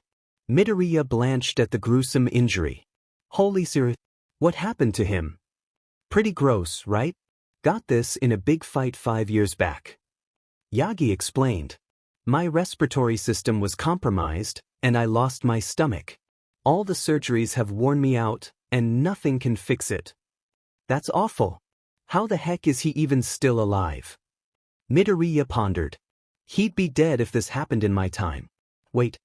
A possible explanation then occurred to him. Maybe people with healing-related quirks were able to save him. I can only do hero work for 3 hours a day. Rest of the time, this is what I look like. Yagi further elaborated. That's wow. Midoriya was stunned. He had watched plenty of footage on All Might and had been awed by his raw power and durability. It seemed unnatural in his opinion, but considering his own origins, he had no room to talk. Furthermore, his charisma had greatly impressed Midoriya as well. Midoriya would admit that he most likely would have grown to be a huge All Might fanboy had he lived in this era. Who could have done this kind of damage to him? How'd it happen? Who did this? He questioned. I'd rather not get into that. Yagi hesitantly replied. The world doesn't know about this fight. Did everything I could to keep it a secret. He paused momentarily, adopting a grim look. I'm supposed to be the guy who's always smiling, right? I'm the symbol of peace. People have to believe I'm never afraid. Midoriya looked at Skinny All Might emphatically. In a way, he could understand the pro-hero's plight. He wasn't an invulnerable, godlike figure. Even with his great power, All Might was still only human, and humans, super or not, were not immune to fear and injury, or even death. That smile, it's just a brave face I put on when the pressure is high. Yagi confessed. This job isn't easy. The skeletal man looked at Midoriya with a serious expression. Heart over power? It's a nice, old-fashioned sentiment, but I'm afraid that's just not how the world works. Power is crucial for a pro-hero. They can't do their job without it. So can a quirkless person be a hero? No. Midoriya kept a neutral look, but inwardly flinched. Deep down, he had expected this answer from him. Nevertheless, it didn't make it any easier to hear. I see. He lowered his head in disappointment. With a grunt of exertion, Yagi stood back up. If you want to help people, there are other ways to do it. You can become a police officer, a firefighter, or a doctor. Those are fine professions. He walked to the door across the roof. Before leaving, he metaphorically twisted the knife in the wound by saying, It's okay to dream, young man. Just make sure your dreams are attainable. Realistic. He twisted the knob and, thankfully, the door was actually unlocked. With that, he went through the door and closed it, leaving Midoriya alone on the roof. Yagi felt a sickening knot in his non-existent stomach with that last statement he had made. He certainly admired the young man's ideal of heart over power, and believed heroes certainly needed to have heart too. A degree, but he had learned the hard way that power was important. Villains didn't care how much heart a hero had if they were unable to stop them. Hate to crush the kid's dream like that, but the sooner he accepts reality, the better. Yagi resigned himself, but he still felt like garbage. This job was never easy. As Yagi Tashinori walked down the stairs, he refocused on his task. All right, now let's get you to the station. He just realized the other bottle was gone, the one that had the villain's eyes in it. Where could it have? Boom. He then felt the ground rumble as an explosion could be heard in the distance. Looking out a window, he saw a dark mushroom cloud billowing several blocks away. Oh no! Earlier, back on the roof, Midoriya let out a deep, disappointed exhale. He's not entirely wrong. Still though, saying power is more important than heart? I thought out of all the heroes he'd understand. Midoriya couldn't help but feel let down by the world's symbol of peace. After the research he's done on pro-heroes so far, All Might seemed like someone who'd understand his beliefs on what it means to be a hero. Though after seeing that gruesome injury, the Verdette could understand why he'd think that. Nevertheless, it didn't make it any less disappointing to hear. Taking a seat by the guardrails, Midoriya took the leather case off his back. Unzipping it, he pulled out a metal disc with a white star in the center inside a blue circle surrounded by 3 rings colored red, white, and red respectively.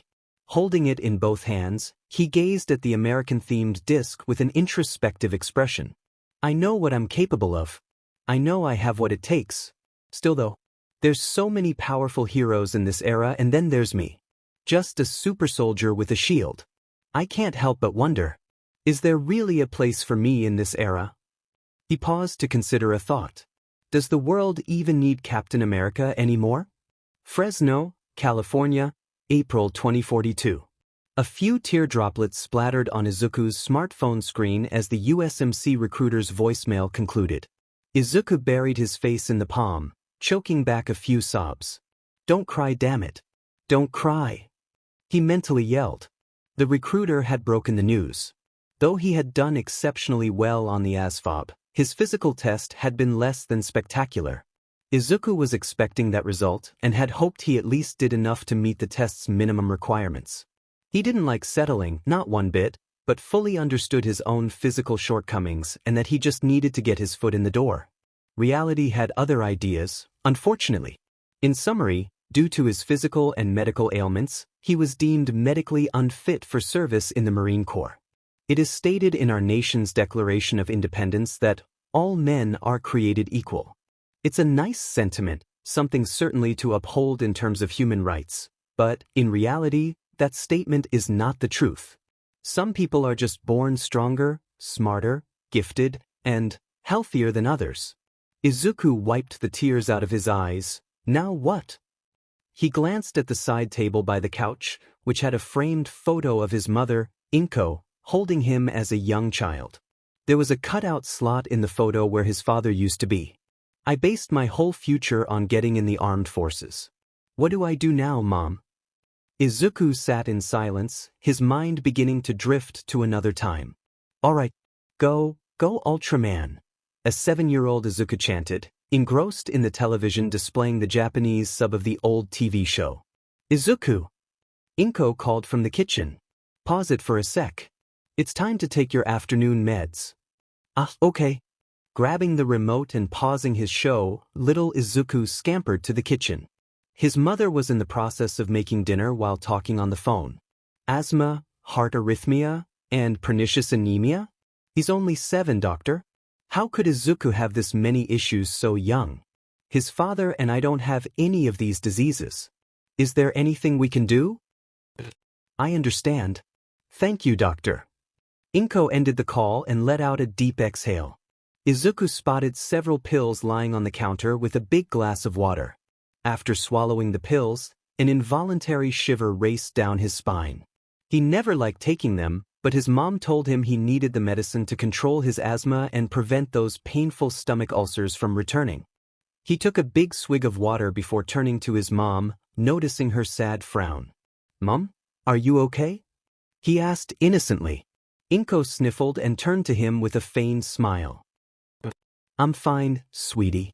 You can return to your show. Mommy will have dinner ready in a moment. Izuku could tell she was sad. He could feel it. He wanted to help her, but he wasn't sure how. So, he did the only thing he knew that he could do. Walking up to her, he hugged his mom's waist. I love you, Mommy. Inko smiled warmly and patted his head. I love you too, honey. I'm sorry. Sorry for what? Inko raised a brow, confused. I'm sorry I get sick all the time. I make you worry. Izuku teared up. If it weren't for stupid germs. Oh, Izuku. Inko knelt down and pulled her son into a tight embrace. You don't have to be sorry for anything. It'll get better in time. Trust me. Izuku sniffled. Okay. Just know, no matter what, Mommy will always love you. Inko softly said. Izuku sobbed a little, touched by his mom's words. Always love you too, Mom. I'll try to get better. Hey. Inko moved her fingers through her son's hair. You remember the family motto, right? Izuku nodded. Can you say it? Izuku repeated in Japanese. That's right. Do you know what it means? She asked. He racked his little brain for a moment to remember the lesson. To go plus beyond? Inko chuckled and shook her head. Close. It translates to go further beyond. Doing your best and then some. Go further beyond? Izuku repeated. That's right. Inko smiled determinedly. Even when you think you're beat, even when you get pushed down, you get back up and keep going. Never let others discourage you. You just keep chugging along. You mean, Izuku blinked, like Ultraman? Why yeah. Inko briefly hesitated. Just like Ultraman. I think I get it. Little Izuku then glanced back at the TV, which had the paused frame of Ultraman preparing to battle. Staring at it for a short moment, his eyes then lit up as inspiration struck him. He looked back at his mom with a determined smile. Don't worry, Mom. I'll get better. I'll be stronger when I grow up. I'll work hard. I'll go plus ultra. Plus ultra, huh? Inko couldn't help but giggle. Her son was so adorable. That does have a nice ring to it. Yeah. Izuku cheered while jumping around excitedly. Plus ultra. Plus ultra. Plus ultra. Izuku stood up from the couch and walked over to a decorated table by the wall. On it was a dark green urn with a framed picture of his mother standing by it. Hey mom, I didn't get in. It is. Izuku sighed and rubbed his neck. My ailments aren't as bad as they used to be, but they're still around. Guess the Marines couldn't take a chance on me. He was silent for a moment, collecting his thoughts. But that won't stop me. He spoke up. I'll keep training. I'll push myself to the brink and then some. A 16-year-old Izuku walked into the kitchen where his mother was about to get started on dinner. Mom, you asked me what I wanted to do with my life. Well, I know. What's that, Izuku? Inko asked. Izuku then explained to his mom his goal of joining the armed forces and was beginning an exercise and diet regimen to help prepare him. Inspired you to do this? Inko stammered. Does this have to do with Peggy leaving for the Marines soon? Izuku shook his head. No. Well, partially. It really just reinforced that I want to help people. With the way the world's going, people need someone to watch out for them. The armed forces are already calling for new recruits. I have no right to ignore that call, Mom. Izuku, your health issues. She pointed out. I know, but I think the exercises and diet plan I mentioned can help. I won't be super buff or anything, but I can at least do my best, right? Izuku hopefully said. Inko looked down with an uncertain frown. Sweetie, I'll always love and support you, but please don't put all your eggs in that basket. Izuku was a bit heartbroken by his mother's reply. Before he could respond, Inko descended into a coughing fit, trying to hold herself up by the kitchen counter. Izuku quickly rushed to her aid and helped her to a chair. You okay? Izuku asked worriedly. Wait, I'll be fine, sweetie. Just need rest. Izuku, however, looked unconvinced. I know you said I shouldn't put all my hopes on that, but I'm not giving up. No matter how many times I get pushed down, I'll get back up. Clenching his fists tightly, he adopted a determined expression. Mizudafu, Japan, April 2196. Midoriya nodded to himself. I have to stay true to myself. No matter what. He said resolutely. Boom. A sudden explosion in the distance snapped Midoriya out of his musings. He quickly stood up and lightly gasped at a pillar of black smoke rising in the air. To his estimation, it appeared to be several blocks away. A villain? Immediately, Midoriya placed the disc in the bag, slung it on his back, and headed toward the door. Gotta make sure people are safe. Racing down several flights of stairs, Midoriya rushed out of the building and down the sidewalk. Several more explosions went off as sirens rang in the distance, prompting the verdette to run even faster. Yagi Tashinori was breathing heavily as he ran down the sidewalk as fast as he could, which wasn't very fast. He was then taken aback when the quirkless boy from earlier suddenly dashed past him at car-like speeds. Huh? Yagi's eyes widened. Did he so fast? But how? He said he was quirkless? Yagi shook that thought aside and refocused on getting to the commotion. Questions for later. Bakugo Katsuki was not having a good day. It had started with the extras from his school being especially pushy, always trying to get him out to the arcades, smoke, and even to the bars to drink and hopefully pick up chicks. Idiots. They were never going to get anywhere if they continued doing that CRP. He refused to go with them. He couldn't go with them. They'd only be a distraction. He was the smartest kid in his class, but he had to work his butt off studying for UA University's entrance exam and keep up with all his work from Jakuhai as well. Bakugo didn't understand why they couldn't get that through their thick skulls. He finally got them to leave him alone though, at least for today.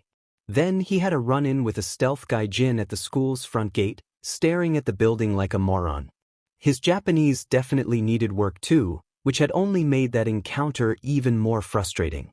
He promptly left while making a mental note to keep an eye out for the stealth gaijin around campus in case he was actually a creep or stalker. The day got much worse as, on his way home, he was suddenly overwhelmed by some guy made of sludge. Now, he was fighting for his life trying to get the sludge man off him, but to no avail. The explosions from his quirk were causing only property damage and fires around the street. In summary, he'd had better days.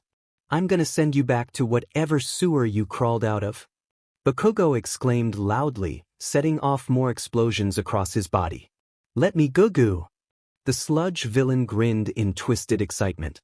"I really hit the jackpot with you, kid. With a quirk like yours, I can get my revenge on that All Might." Meanwhile, a crowd was beginning to gather at the end of the street from the commotion. Midoriya slowed down upon approaching the crowd, squeezing his way through people in order to get to the front.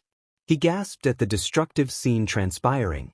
Several buildings were on fire, charred debris was scattered across the street, and smoke choked the air. He was mildly relieved to see several heroes were already on the scene, including Death Arms, Backdraft, and Kamui Woods.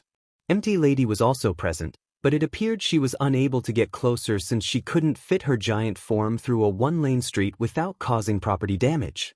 When his attention shifted to the cause of the destruction, his eyes shot open in shock. "Oh no!" he murmured. "That's the same guy who attacked me. That can't be right." All Might captured him. I even gave him back the second bottle. Midoriya thought back to when he and All Might were flying through the air. His expression was filled with dread when he realized what happened. "The other bottle must have fallen out when I was holding onto his leg, which means this is my fault." "Why aren't the heroes doing anything?" a civilian asked. "It looks like they met their match. Plus the villain captured someone and things aren't looking so good," another civilian responded. "A hostage situation? Oh no, that'll make things worse." Midoriya inwardly dreaded. "I wonder how long they've been in there. How could they survive being suffocated like that? I thought I'd die after like a minute of struggling." The fear from his near-death experience threatened to return, but he suppressed it. He couldn't let his trauma control him, especially now. He cringed at the thought of somebody going through the same traumatic experience, especially since he was partially to blame. "Wait, I'm confused, isn't that the same villain All Might was chasing earlier today?" one civilian asked. "What All Might? No way he lost, where is he? Can someone call him or something?" a young woman asked. "Seriously, why hasn't he shown up to help the heroes?" Yagi had finally arrived and remained at the back of the crowd. He looked down to the ground and clutched his chest in frustration. His time limit was up and there was nothing he could do. He was just a worthless bystander. "I'm worthless," Yagi Tashinori shamefully thought. Pathetic. Midoriya clenched his fists and gritted his teeth, feeling the same shame. "I'm the one to blame. He wasted his energy on me. I should have just let him go and turned that second bottle over to the authorities myself. Damn it, Izuku." The Japanese-American didn't spend long berating himself before he mentally slapped himself, looking forward with a determined glare. "All Might's out. So, who's here? Any lady is unable to get here without causing destruction, putting more lives at risk. That leaves us with Backdraft, Death Arms, Kamui Woods, and several other heroes I'm not familiar with." He gazed at the scene analytically, many scenarios playing out in his head with the current assembled roster of heroes. "Okay, it's tough, but they can make it work with this group. That sludge guy is made of fluid, so perhaps Backdraft can use his water to spray him down and lessen his viscosity if possible. It could also prevent the villain from creating more explosions, at least for a while. Backdraft is currently putting out fires, but as long as the buildings are evacuated, they can afford to let them burn a few more minutes if it means saving the hostage.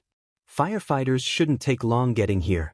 Death Arms, meanwhile, can keep the villain distracted while Kamui Woods sneaks in and uses his branches to pull the hostage out of the villain's body.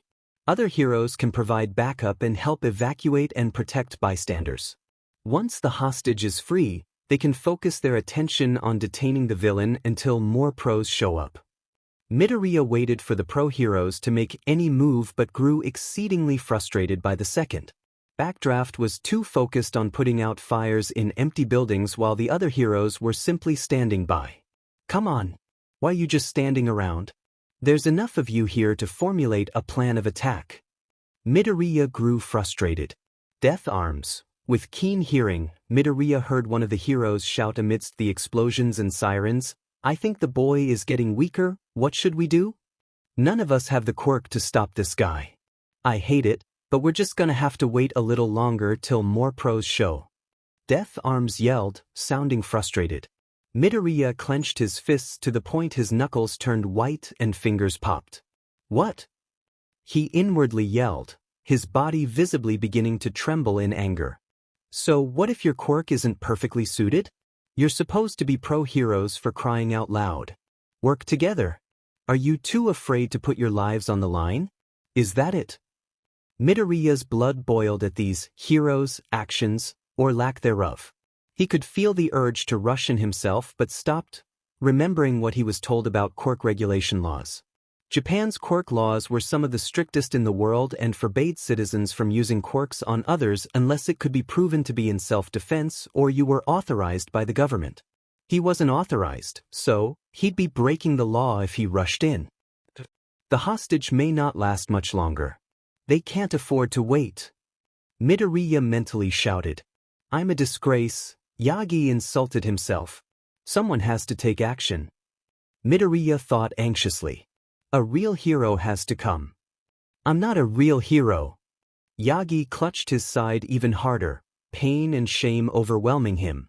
Someone, anyone. Midoriya was internally holding out hope one of the pro-heroes would take action, but they didn't. They were merely helpless bystanders. Looking past the heroes, Midoriya saw the face of the person being held hostage by the sludge villain. His eyes widened in shock. He recognized the spiky ash blonde hair and red eyes. It was the same guy from the high school gate earlier. The teen was struggling hard and trying desperately to open his mouth to no avail. Then, Midoriya saw the look of absolute desperation in his eyes, pleading for someone to help. Midoriya Izuku's body moved on its own. He couldn't stand by any longer. With a fierce look of determination, Midoriya sprinted out of the crowd and toward the sludge villain. Music. Boku no Hero Academia Ousei Run. Start 022 timestamp. All Might and the other pro-heroes gasped as they witnessed Midoriya Izuku rush straight ahead. No, you idiot. Stop. You're going to get yourself killed. Death Arms panicked. He ignored the protests and continued running down the fire-filled street. In a swift motion, Midoriya pulled the case off his bag, unzipped it, and pulled out the American-themed disc while tossing the case off to the side. The crowd looked on in shocked bewilderment. Not this brat again, the sludge villain remarked, looking towards Midoriya. Green hair? Bakugo thought, confused. What was that stealth gaijin doing? Why was he rushing in to save him? Did he have a death wish? Gotta distract this monster long enough to pull that guy out. Midoriya swiftly analyzed his surroundings for anything that could help and immediately spotted something several meters behind the villain. A water hydrant. Perfect, but he'd need a distraction first. You're toast, kid, the sludge man yelled, stretching out a slimy fist toward Midoriya. Midoriya dodged to the side at the last moment and jumped onto a wall, using it as a springboard to launch himself back forward, leaving a small indentation where his feet pushed off. Yagi saw this and was taken aback. Chow? That shouldn't be possible. Returning to the ground, Midoriya, with one hand, slid off his yellow satchel and tossed it at the villain's face. Several items went flying out and struck the monster's eyes, momentarily stunning him. His grasp on Bakugo loosened enough to give the blonde teen the opportunity to finally breathe. With the villain distracted, Midoriya readied his left arm. Gotta throw it precisely. His eyes narrowed while expertly gauging the trajectory and then flung the shield from his hand like a frisbee.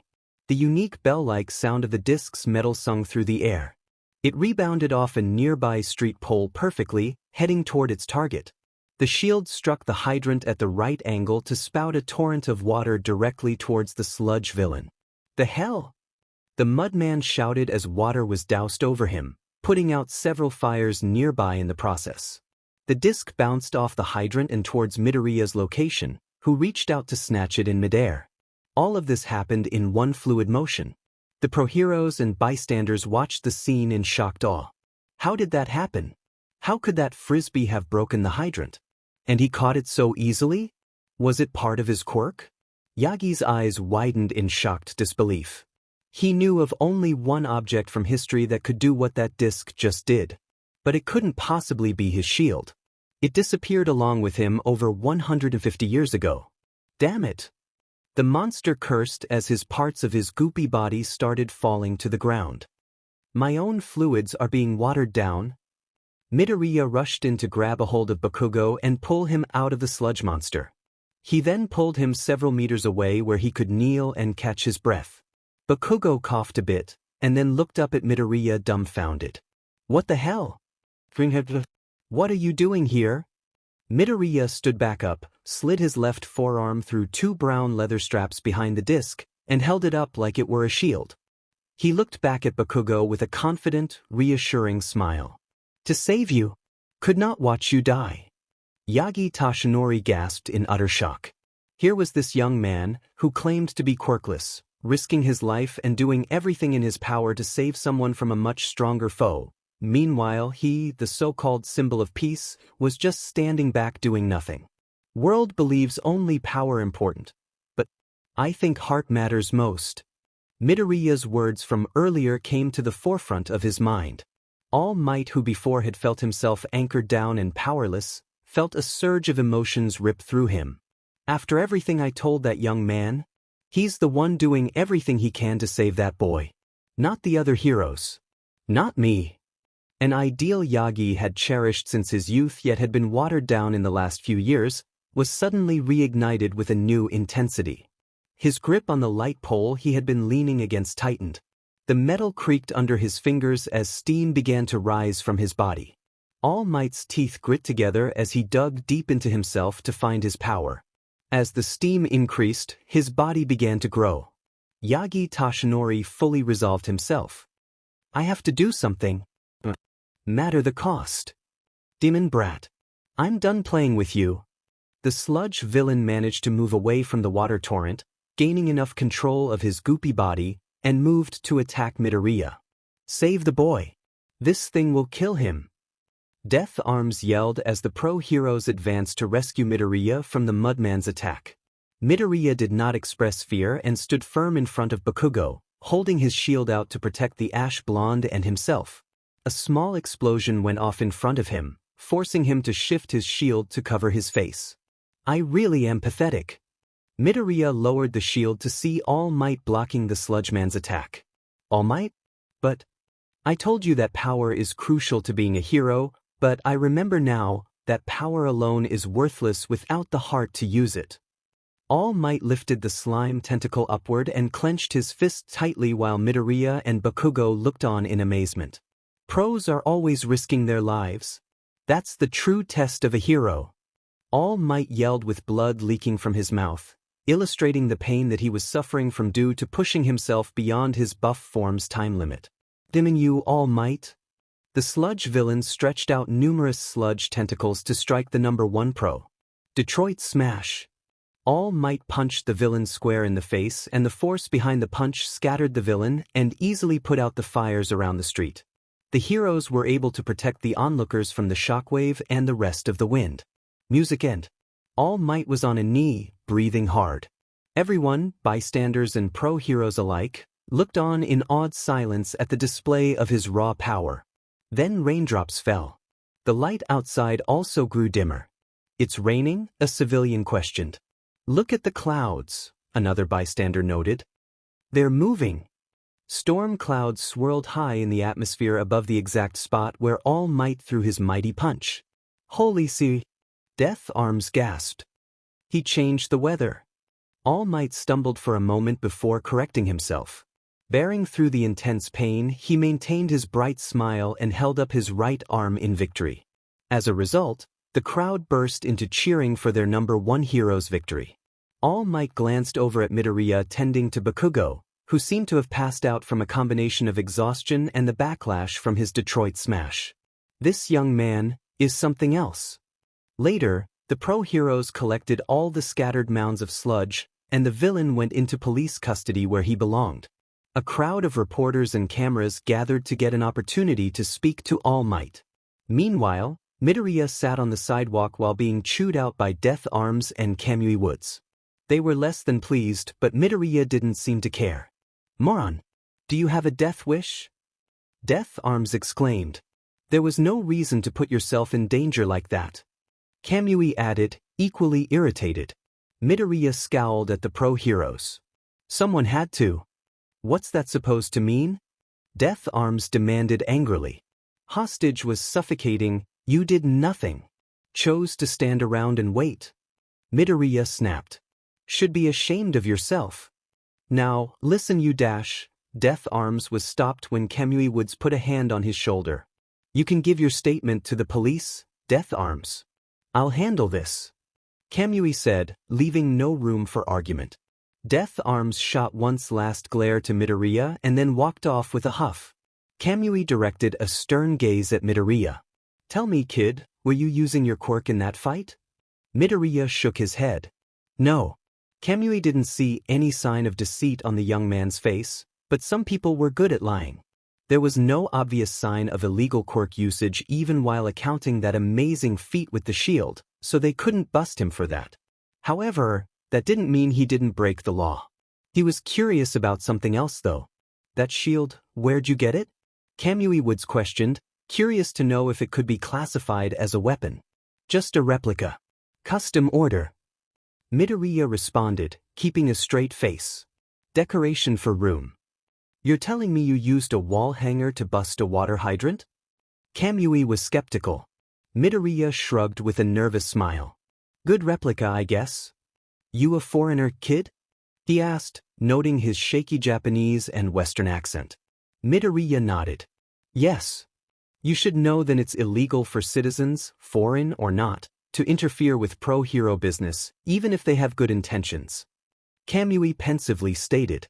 Even if you didn't use your quirk, we technically can still have you arrested on account for hero interference and destruction to city property with the hydrant. Midoriya did not flinch at the threat of detainment. I know. Not sorry. He firmly responded. Kamui Woods and Midoriya's gazes were deadlocked one another, neither willing to back down. After a moment, Kamui finally closed his eyes and deeply exhaled, reaching into his pouch on his wooden belt. Suspecting the pro-hero was reaching for a set of HNDCFFS, Midoriya held out both arms in compliance. Even though he didn't agree with it, he wasn't going to resist arrest. However, Kamui surprised him by handing him a slip of yellow parchment instead. Midoriya took the paper and briefly looked over the bold kanji on the paper. The fine? This is a fine for damaging the water hydrant. That was sound thinking on your part to use water to prevent the villain from creating more explosions and simultaneously weakening him in the process. Wish we had thought of that. Nonetheless, it is still destruction to public property, and we can't ignore it. We're also letting you slide for interfering with pro-hero business this time and this time only. Kamui firmly asserted. You can pay your fine at City Hall or the city's website. If you pay it on time, this whole incident can be kept off your record. Deal? Midoriya nodded in understanding and placed the fine in his satchel. Fair. He sighed, politely bowing his head. Thank you. Kamui nodded and proceeded to walk away. Try to stay out of trouble, kid. Hate to see you get arrested. He stopped to give him a glance over the shoulder. With your attitude and drive, you'd make a great pro-hero one day. With that, Kamui left to join the other pro-heroes by the police and crowd of reporters. Midoriya gathered his things and proceeded to walk away with mixed feelings. Bakugo, meanwhile, was being praised for his bravery by some of the other pro-heroes. One hero even offered him a sidekick position if he decided to go pro. Bakugo, however, wasn't listening as he stared at the ground in deep contemplation. Out of the corner of his eye, he watched the verdette amble away with a conflicted expression. Later that day, the sun was descending over the horizon, casting a golden glow over the city. Midoriya Izuku was walking down a relatively secluded path, opting to take a different path to his apartment.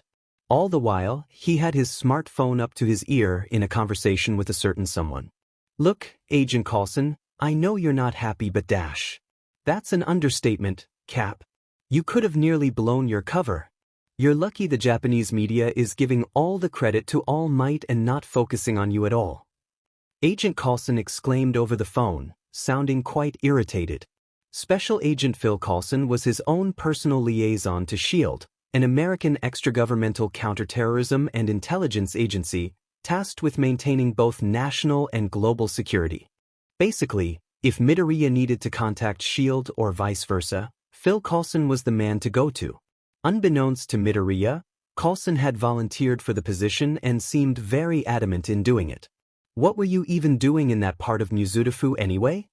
Agent Coulson continued. That's way off the normal route from the community college to your apartment. Well, after finishing my classes, I heard there was a villain attack near Tatooine Station, so I went to check it out. Took some notes on the pro-heroes there. Midoriya calmly explained. I decided to just walk back, get some fresh air. And you just happened to stumble across the scene with the sludge guy? That sounds way too coincidental for my tastes. Agent Coulson was rightfully skeptical. Are you sure there isn't anything else I need to know? Midoriya wondered if he should mention his initial encounter with the sludge villain which led to meeting All Might and discovering his secret. But he made a promise to All Might, and he was a man of his word. No, nothing that's relevant. Was just a coincidence, I guess. Right? And you couldn't turn the other way and let the heroes there do their jobs. Agent Coulson questioned. You weren't there, Agent Coulson? Midoriya yelled, aggravated. There were more than enough heroes there to formulate a plan, but they were completely okay with just standing around, waiting for someone else to do their DMN jobs. The hostage, he would have died if someone didn't act. I get that, Cap. But Japan's quirk regulation laws are very strict. This isn't the 2000s Wild West anymore. You have to be mindful about this stuff now. He lectured. Midoriya paused to sigh, momentarily collecting his thoughts. I know, and I am trying to follow the rules, but if I see someone in trouble I can't turn the other way, whether I break the law or not. Coulson was silent for a moment before exhaling deeply. You don't make things easy, Cap-Hat. He chuckled ruefully. Happy to know you're the real deal like the legends say. Don't worry about your fine, by the way. SHIELD will cover it and I'm not taking no for an answer. You have more important things to focus on than trying to pay a city fine. Midoriya smiled lightly. Thanks, Agent Coulson. That does take a load off my mind. He received a fixed pension from the agency that covered living expenses and a good allocation for leisurely things. Not having to wonder about how to pay back a 150,000 yen fine was a relief. Wouldn't be the first time SHIELD has had to clean up messes, certainly won't be the last. Just try to be more careful going forward. If the world found out that Yeah, I know. Midoriya rolled his eyes. If the world found out their fabled first hero was still alive and wasn't a natural-born one, Pandora's box would be opened. I get it. I don't agree with it either. But we can't afford to take this lightly. Coulson expressed sternly. There are many resourceful villains out there that would drool over the fact that artificial superpowers are possible. It's already been over 150 years. If they haven't figured out her serum's formula yet, I doubt they ever will. Least she can rest easy. Midoriya solemnly thought. SHIELD and I'll be here if you need us, Cap. Coulson continued. Just keep studying hard and training your body back into fighting shape. UA University's entrance exam is no joke. Only 1 out of 300 applicants are accepted. I know, Agent Coulson. I'm studying hard to get caught up on everything. Midoriya stated. You can just call me Coulson, Cap. Or Phil. Whatever's comfortable with you. Oh. Midoriya heard Coulson's tone shift to excitement. You should take the time to also catch up on some of the latest pop culture trends in your free time. That way when you get into UA you know the lingo of your peers. If I get into UA, Midoriya corrected. When? Coulson retorted strongly. Also, unrelated, there's a new movie from Disney coming out about you in July. A new trailer just released today. You think you can check it out and tell me your thoughts? Midoriya sweat dropped with a sheepish smile. Coulson sure is a fanboy. Sure. I'll add it to the list, he replied. Good. Also, thanks again for signing my replica shield. And no problem. Midoriya lightly stuttered, feeling bashful. Spend your time wisely, Cap. Don't be afraid to make some friends while you're there. Coulson out. With that, the call ended. He placed the phone back in his pocket and sighed deeply. He reached into his satchel to pull out a notepad titled Things to Catch Up On. Flipping over several pages of various list items that included movies, books, and music from the last 150 years. At the end, he added, Disney movie trailer about me. He sighed heavily, placing the notepad back in his bag. I have my work cut out for me. He murmured in English. Green hair. Midoriya stopped and turned, surprised to see it was the ash blonde running toward him. Hi, it's you. Didn't get your name. He awkwardly said. Bakugo stopped a few meters away from Midoriya and took a short moment to catch his breath. Did he run the whole way here? Bakugo. Yukai-jin, what's your deal? Huh. Midoriya tilted his head in confusion. Why'd you rush in like that? Bakugo clarified. You don't know me. So why? Oh, looked like you need help. Body moved on own. Midoriya shakily replied. Bakugo's gaze narrowed as if he were scrutinizing Midoriya's reply. His body moved on its own, huh? He shot Midoriya with an expression mixed with indignation and confusion. Yeah, well, it was All Might who saved me at the end of the day, so don't think I owe you or anything, got it? Bakugo yelled angrily.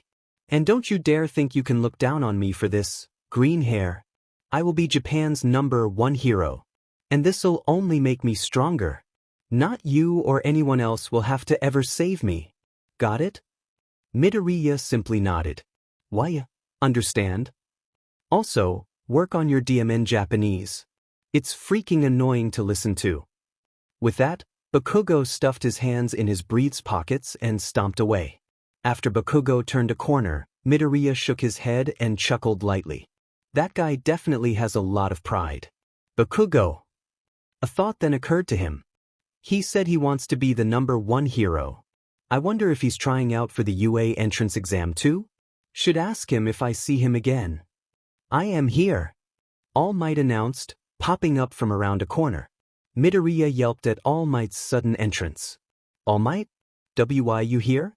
The reporters. Haha. All Might laughed boisterously while flexing his impressive biceps. I stand for justice, not sound bites. Because I am All Mig Dash. In the middle of his monologue, All Might's form suddenly reverted to its shriveled state in a puff of steam. He was also spitting out blood for good measure too. Hey! You okay? Midoriya screamed in concerned shock. Why? Yagi Toshinori wiped the blood off his mouth. Clearing his throat, he spoke in English. Young man, I came to thank you and revise what I told you earlier. I also have a couple questions. What do you mean? Midoriya asked, curious. If it hadn't been for you, I would have just been a worthless bystander in the crowd. Thank you. You shouldn't thank me. Midoriya shook his head. It was partially my fault that the villain was there to begin with. I got in the way of your work, unintentional or not. I wasted your energy and not to mention your time. I'm not done. Of all the people there, it was only you who acted. Despite being quirkless. Seeing you try to save a life spurred me to action. Yagi confessed. You reminded me that true heroism isn't about power, but the heart. And you showed that more than anyone today. Midoriya lightly gasped and looked at the emaciated man in surprise. There are stories about every top hero, all the way back to the first hero, and how they became great. Most have one thing in common. Their bodies moved before they could think. A small smile began to take shape on Midoriya's face as he understood where All Might was going with his speech. And that happened to you today. Several key memories from Midoriya's past surfaced, ranging from various people telling him that he'd never amount to anything to loved ones gently telling him it'd be impossible to achieve his dreams. Midoriya? No way. He's an idiot if he thinks the military would want anything to do with him. You're just a scrawny, little weakling who'll be lucky to live past 30. Sweetie, I'll always love and support you, but please don't put all your eggs in that basket. I'm sorry, Izuku-kun. I'm your friend, so I won't lie, you really should reevaluate your options. There had only been one person who had believed in him, and her memory was causing his heart to clench. Heroes, soldiers or not, are measured by their heart, not their strength. And you got lots of heart. Her cheerful yet wise voice echoed in his head. The wind started blowing as cherry blossoms flew. Yes. Those who inspire others to do good, quirkless or not, are heroes. Yagi declared. Midoriya lowered his head, unable to suppress a proud smile, and felt his eyes get a tad misty. Hearing the symbol of peace confirm his ideals was reassuring. Maybe he could find a place in this crazy comic book-esque world. Thank you, All Might, he replied. Yagi Tashinori smiled at the verdette. There's something I need to know about you, though. His expression became serious. Earlier, you ran past me on the sidewalk at a speed too fast for any normal person. And in the fight, you left a small indentation in the wall when you pushed off. Those both are superhuman feats. How is that possible if you're quirkless? You didn't lie to me, did you? Midoriya internally flinched. He really does need to be mindful of his actions. Well, no sense in trying to cover it up. No, I didn't lie. I really am quirkless, but I didn't say I was powerless. Midoriya replied. Yagi pet a brow ridge, bewildered. What does he mean by that? Not sure I understand what you're saying. What about that shield then? Yagi directed his gaze to the circular case on Midoriya's back. With how that thing bounced off objects and broke the fire hydrant, no way that thing is a prop. Well, you see. Midoriya stopped, unsure of how to explain. And you used it quite well. Color me impressed. With the way you swung that thing around, I would have thought you were Captain America or something, Yagi joked, trying to lighten the air. I'm just curious to know your story, ya know? Midoriya looked away with a nervous expression while sheepishly rubbing the back of his neck. All Might noticed the change and was confused. What? Did I say something wrong? Well. Midoriya's eyes were directed to the ground, squirming under Yagi's gaze. You think you could keep a secret from me, All Might? Of course. Yagi replied truthfully. You're keeping my secret, after all. Least I can do is keep one of yours. You swear to keep this between us? Midoriya lifted his head to look him straight in the eyes. He was completely serious. Yagi was confused. He wondered what could be so important that the verdette would swear him to secrecy. I will. Yagi nodded. You have my word. Midoriya's shoulders relaxed slightly. Letting the straps fall off his shoulders, he pulled off the case and unzipped it, pulling out the replica of the first hero's support item. This shield isn't a replica, he confessed. Yagi blinked twice. It wasn't? He stared intently at the item.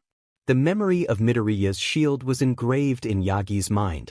He had seen that object throughout his youth being wielded by the captain in old footage, movies, and posters. Yagi then paused to look at Midoriya more closely. Something did seem familiar about him. But that wasn't possible. Just a genetic coincidence. Also, it had been over 150 years since the captain's time. Then again, he was very old as well. What do you mean, young man? Yagi inclined. Midoriya sighed heavily, sliding his left arm through the shield straps. Honestly, I'm not sure how to put this lightly. I'm still new to this era and all, trying to catch up on everything I've missed. But I thought it wouldn't be a big deal carrying this thing around with me. Gives me comfort, I suppose. If anyone asked, I'd say it was a replica and they'd leave it at that. He stopped to nervously strum his fingers against the shield's cool, smooth surface. But today, I had to use it, and it nearly gave me away to everyone at the scene. Yagi's eyes widened at the shocking possibility based on Midoriya's reply. The truth was bubbling just beneath the surface of their conversation. It couldn't be. He had to know, he needed to ask even if it sounded crazy. Are you? Yagi hesitated, not believing the words about to come out of his mouth. You're Captain America?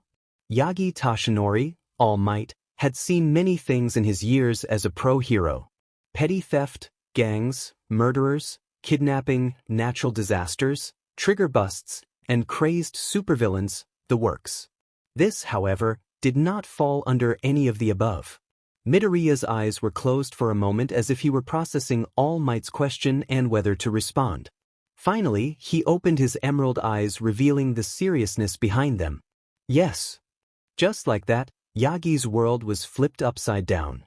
He leaned his hand against a nearby wall. All the remaining strength in his weakened body was fading away at the dawning realization. I need to sit down, All Might said faintly.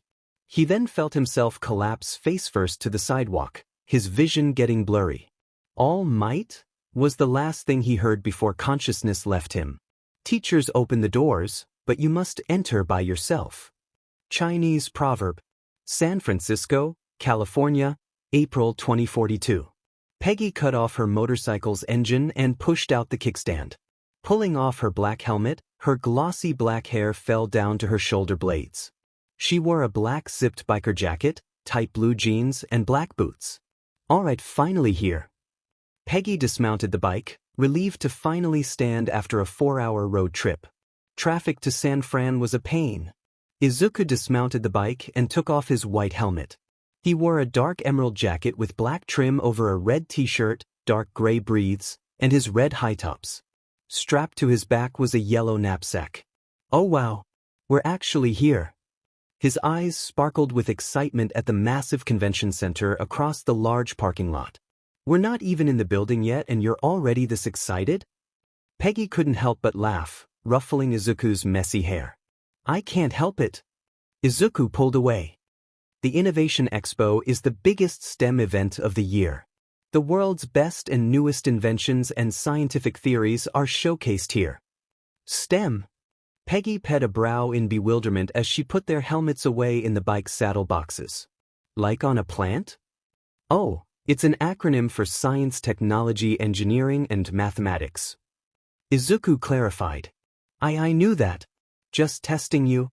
Peggy sheepishly chuckled, quickly grabbing Izuku's left wrist before she started pulling him forward.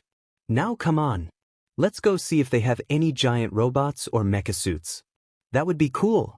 But Peggin, can you loosen your grip? Izuku asked. It's pretty strong. Oh, sorry about that, Izuku-an. Peggy immediately loosened her hold, a tinge of pink on her face. Got a little too excited. No sweat. Let's go see the expo already, Izuku said excitedly. After 10 minutes of walking, the duo finally made it to one of the convention center's main gates. The name of the multi-storied building was the Andoria Convention Center, according to the various signs they passed. Lines of people were lined up by the entrance with security personnel checking people for passes and for any potential weapons via a metal detector. As they approached closer to the gate, Peggy reached into her jacket pocket and handed Izuku a paper slip. Here's your pass, Izuku-an. Oh thanks. Where'd you get these passes anyway, Peg-chan? Izuku inquired. I figured they would have been sold out on such short notice. Just a friend from work. Peggy shrugged nonchalantly. Are they in the Marines too? Nah, but she does work for the military. Nice, but kind of eccentric. Still, that was nice of her. Yeah, I guess so. Peggy turned forward with a thoughtful look. Definitely has ulterior motives though. After scanning their passes and being checked over, Peggy and Izuku were finally allowed to enter the convention center.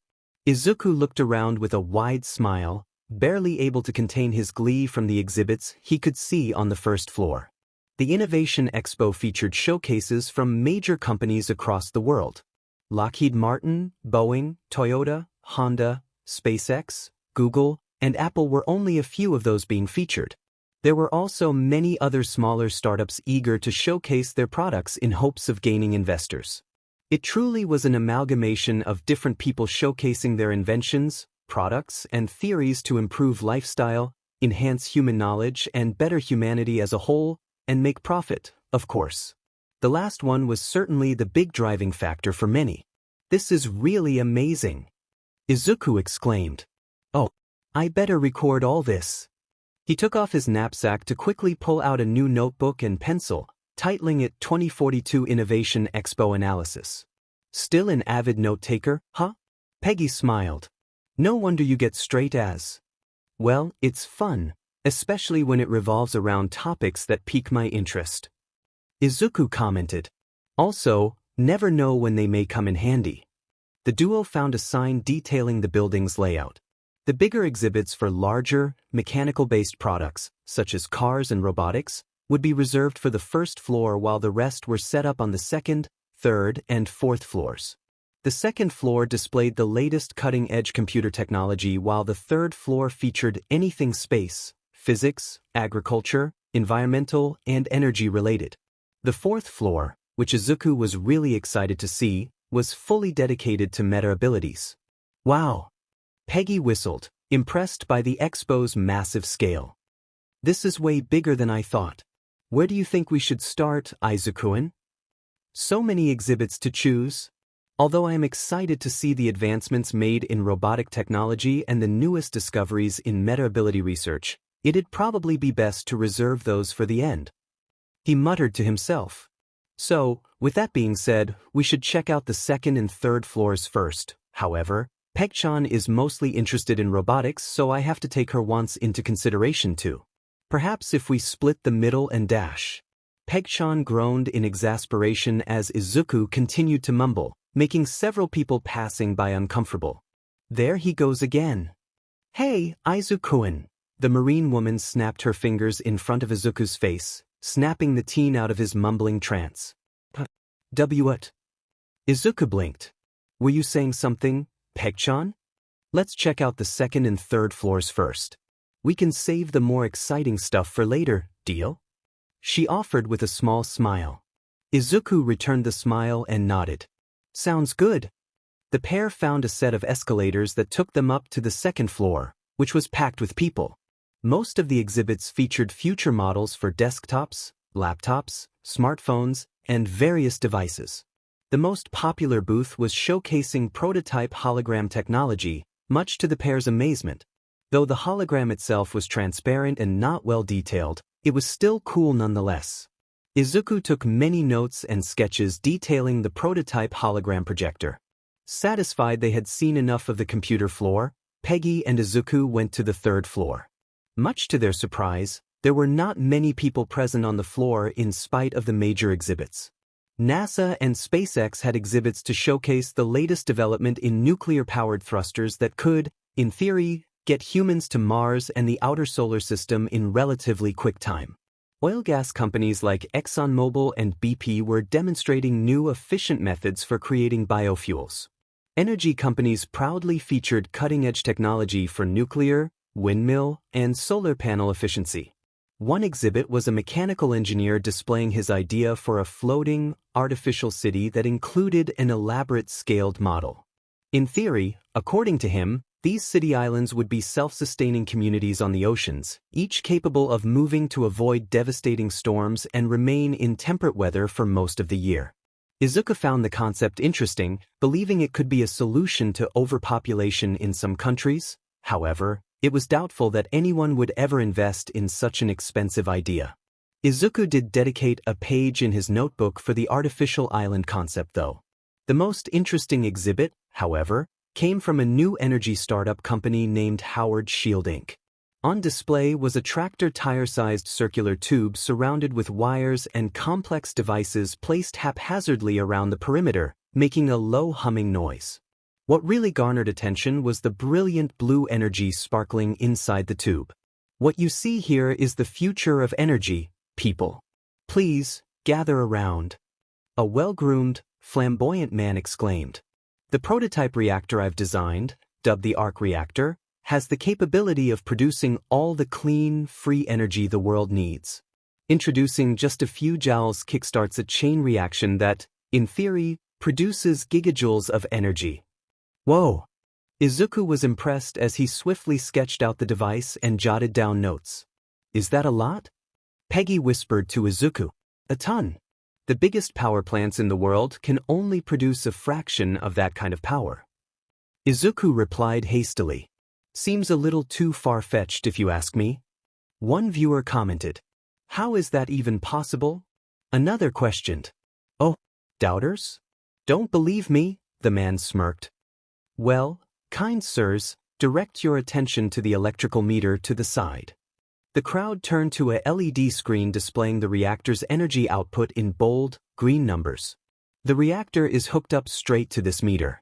As you can see, this prototype is producing a noteworthy 500 joules already. Impressive, right? A bigger one would be able to produce so much more with minimal upkeep. You said this device could produce gigajoules of power, in theory, correct? Another spectator, a businesswoman, questioned with a non-nonsense manner. What are you basing this claim on? My math, sweetie. The man grinned roguishly. And my math is never wrong. Without warning, the circular reactor started sparking and a gray haze wafted off the device. The humming noise stopped as the blue light disappeared. As a result, the electrical output meter promptly dropped to 0. The woman furrowed her brows, unimpressed. Several people, including Peggy, couldn't suppress their laughter at the blunder. I did say it was a prototype. The man chuckled, sweating in embarrassment. He then quickly resumed his confident aura. So, who would like to invest in the energy of the future? The crowd was now unenthused and started walking away. That's a shame. If the guy was a bit more professional, he could attract more investors. He could really have something with this. Izuku thought while finishing his notes on the arc reactor. Upon viewing all the third floor's exhibits, the pair proceeded toward the escalators. That was some pretty interesting stuff, minus the blunder from the last guy. Wonder why there aren't many people up here. Peggy wondered. Unfortunately, with the rise of human superpowers, the public's interest in things like space exploration and global energy production is waning. Izuku frowned, finishing his notes on the third-level exhibits. Meaning most funding, public or private, is being directed into meta-ability research instead. Peggy nodded in understanding. Makes sense, I suppose. Shame though. I was hoping we'd reach Mars in my lifetime. Izuku shrugged. Don't know if that's gonna happen now. Yeah, with everything that's happening in the world, and everything that could happen, people could care less about going to space or clean energy. Peggy mentally lamented. Peggy and Izuku rode the escalator to the 4th floor and were shocked by the huge crowd. There had to have been at least 3 times as many people present here than the lower 3 floors combined. Meta abilities were certainly the rage these days. Peggy could have sworn Izuku was about to burst from excitement. He's really into this stuff, huh? From there, the pair viewed every exhibit they could despite the growing crowd. Most booths were research teams showcasing their findings on the nuisances on the mechanics of meta abilities. It was fascinating stuff for Izuku, who was scribbling down notes so fast Peggy was worried that his notebook might burst into flames, while Peggy herself was only half listening. Her mind seemed to be somewhere else. Something that garnered both their interests was an exhibit featuring a prototype for meta ability suppression cuffs. To demonstrate, the speaker introduced his colleague, who had the ability to produce an icy mist off her arms. The display freaked out some people in the crowd, but the speaker was quick to assure them that she was harmless. He placed the bulky cuffs on her and the icy mist promptly disappeared. She tried to activate her meta ability but admitted she was unable to do so. The crowd was very impressed as multiple cameras went off. Izuku spotted groups of people in expensive suits approaching the Metacuff team, speculating that they were potential investors. That could definitely be useful for law enforcement. Peggy noted. They need to be developing more stuff like this. Right. Izuku sketched the cuffs and wrote lines of notes. This could make containment for crazed meta users much more doable for authorities rather than just tranquilizing them, or worse. Peggy felt her thigh vibrate and pulled out her phone. Sorry for being late. Traffic was hectic? On the 1st floor. You hear? Peggy signed and replied. Yeah. On top floor with friend. We'll be down soon. Great. Standing by East Gate. Putting her phone away, the onyx-haired young woman turned her attention back to her friend. Hey, Izuku-san. Why don't we head down to the 1st floor? We can come back up when there's less people. Yeah, it is getting pretty crowded. Izuku commented, realizing how little space they had to move. Peggy and Izuku carefully maneuvered their way out of the crowd and back to the escalators. Moments later, the pair finally made it back to the 1st floor, which was thankfully more spaced out. I'm gonna head to the restroom, Izuku-san. You go on ahead. I'll catch up. Peggy said. All right. Izuku nodded. I'll be by the mechs. Peggy nodded and the duo walked away. The Marine went past the restrooms and around the facility until arriving at the building's east side entrance. She looked around the crowd of people and spotted her target standing close by the entrance. Approaching her target, who was looking away and unaware of her presence, she spoke up. "Doctor." "Whoa!" He jumped and turned to face Peggy, startled. "You don't sneak up on people like that." The doctor was a young woman standing at 5'5", 167 centimeters, had smooth pale skin, and was of Asian descent judging by her facial structure. She had ruby red hair tied into a ponytail by a black hair tie hanging off her left shoulder. A pair of thin glasses rested on her face, and if one looked closely, they would notice 3 light yellow rings around her pupils contained within her emerald irises. She wore a light purple shirt under a long white lab coat, black breathes, and black slip-on shoes. Dangling from her neck was a red lanyard with her ID card attached. A gray satchel loosely hung from her right shoulder. Overall, despite some wrinkles around her eyes presumably from overwork, she was fairly attractive and had a bubbly aura around her. A/N voice actress, Laura Bailey. Peggy remained stoic as she waited for the shorter woman to calm down. "Well, anyways," the doctor sighed, "I'm glad you could meet me here, Yamamoto-san, or should I say Corporal Yamamoto?" She smirked. "Corporal is fine, doctor." Peggy replied plainly. "So serious. In any case, have you been enjoying the expo so far, Corporal? Would have been here to meet you sooner, but traffic is pretty crazy in this town, ya know." Peggy nodded, keeping a straight face. "Thank you for the passes. My friend is basically in heaven right now. He can't get enough of this stuff." The doctor pet an eyebrow, a teasing grin formed on her face. Could it be that the Iron Woman has a secret boyfriend?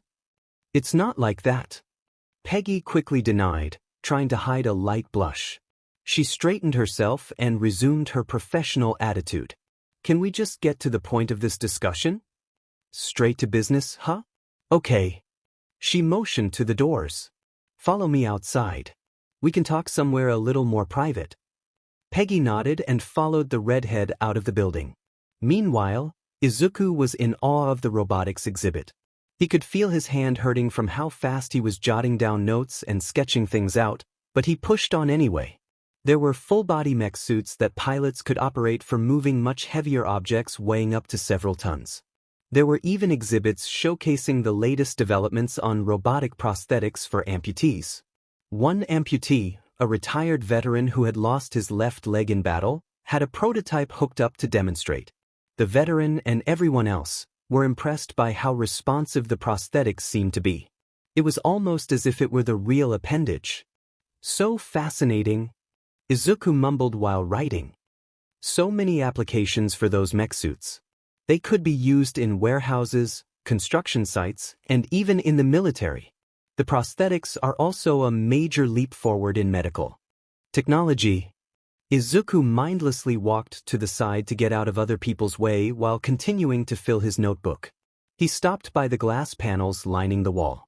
Satisfied with the notes he had taken, the dark-haired teen closed the book and placed it back in his knapsack for now. Looking around, he just realized Peggy had not returned yet. He took out his phone and didn't see any texts from her. "It's been over 10 minutes. Izuku was mildly surprised by how much time had passed since they separated. "Maybe I should go look dash." He stopped when he spotted something out of his peripheral vision through the glass panels. Across the street, he saw American flag banners hanging around a building. Looking closely, he realized it was a military recruitment office and, judging by the signs, it was for the U.S. Army. The lights were still on, so maybe the office was still open?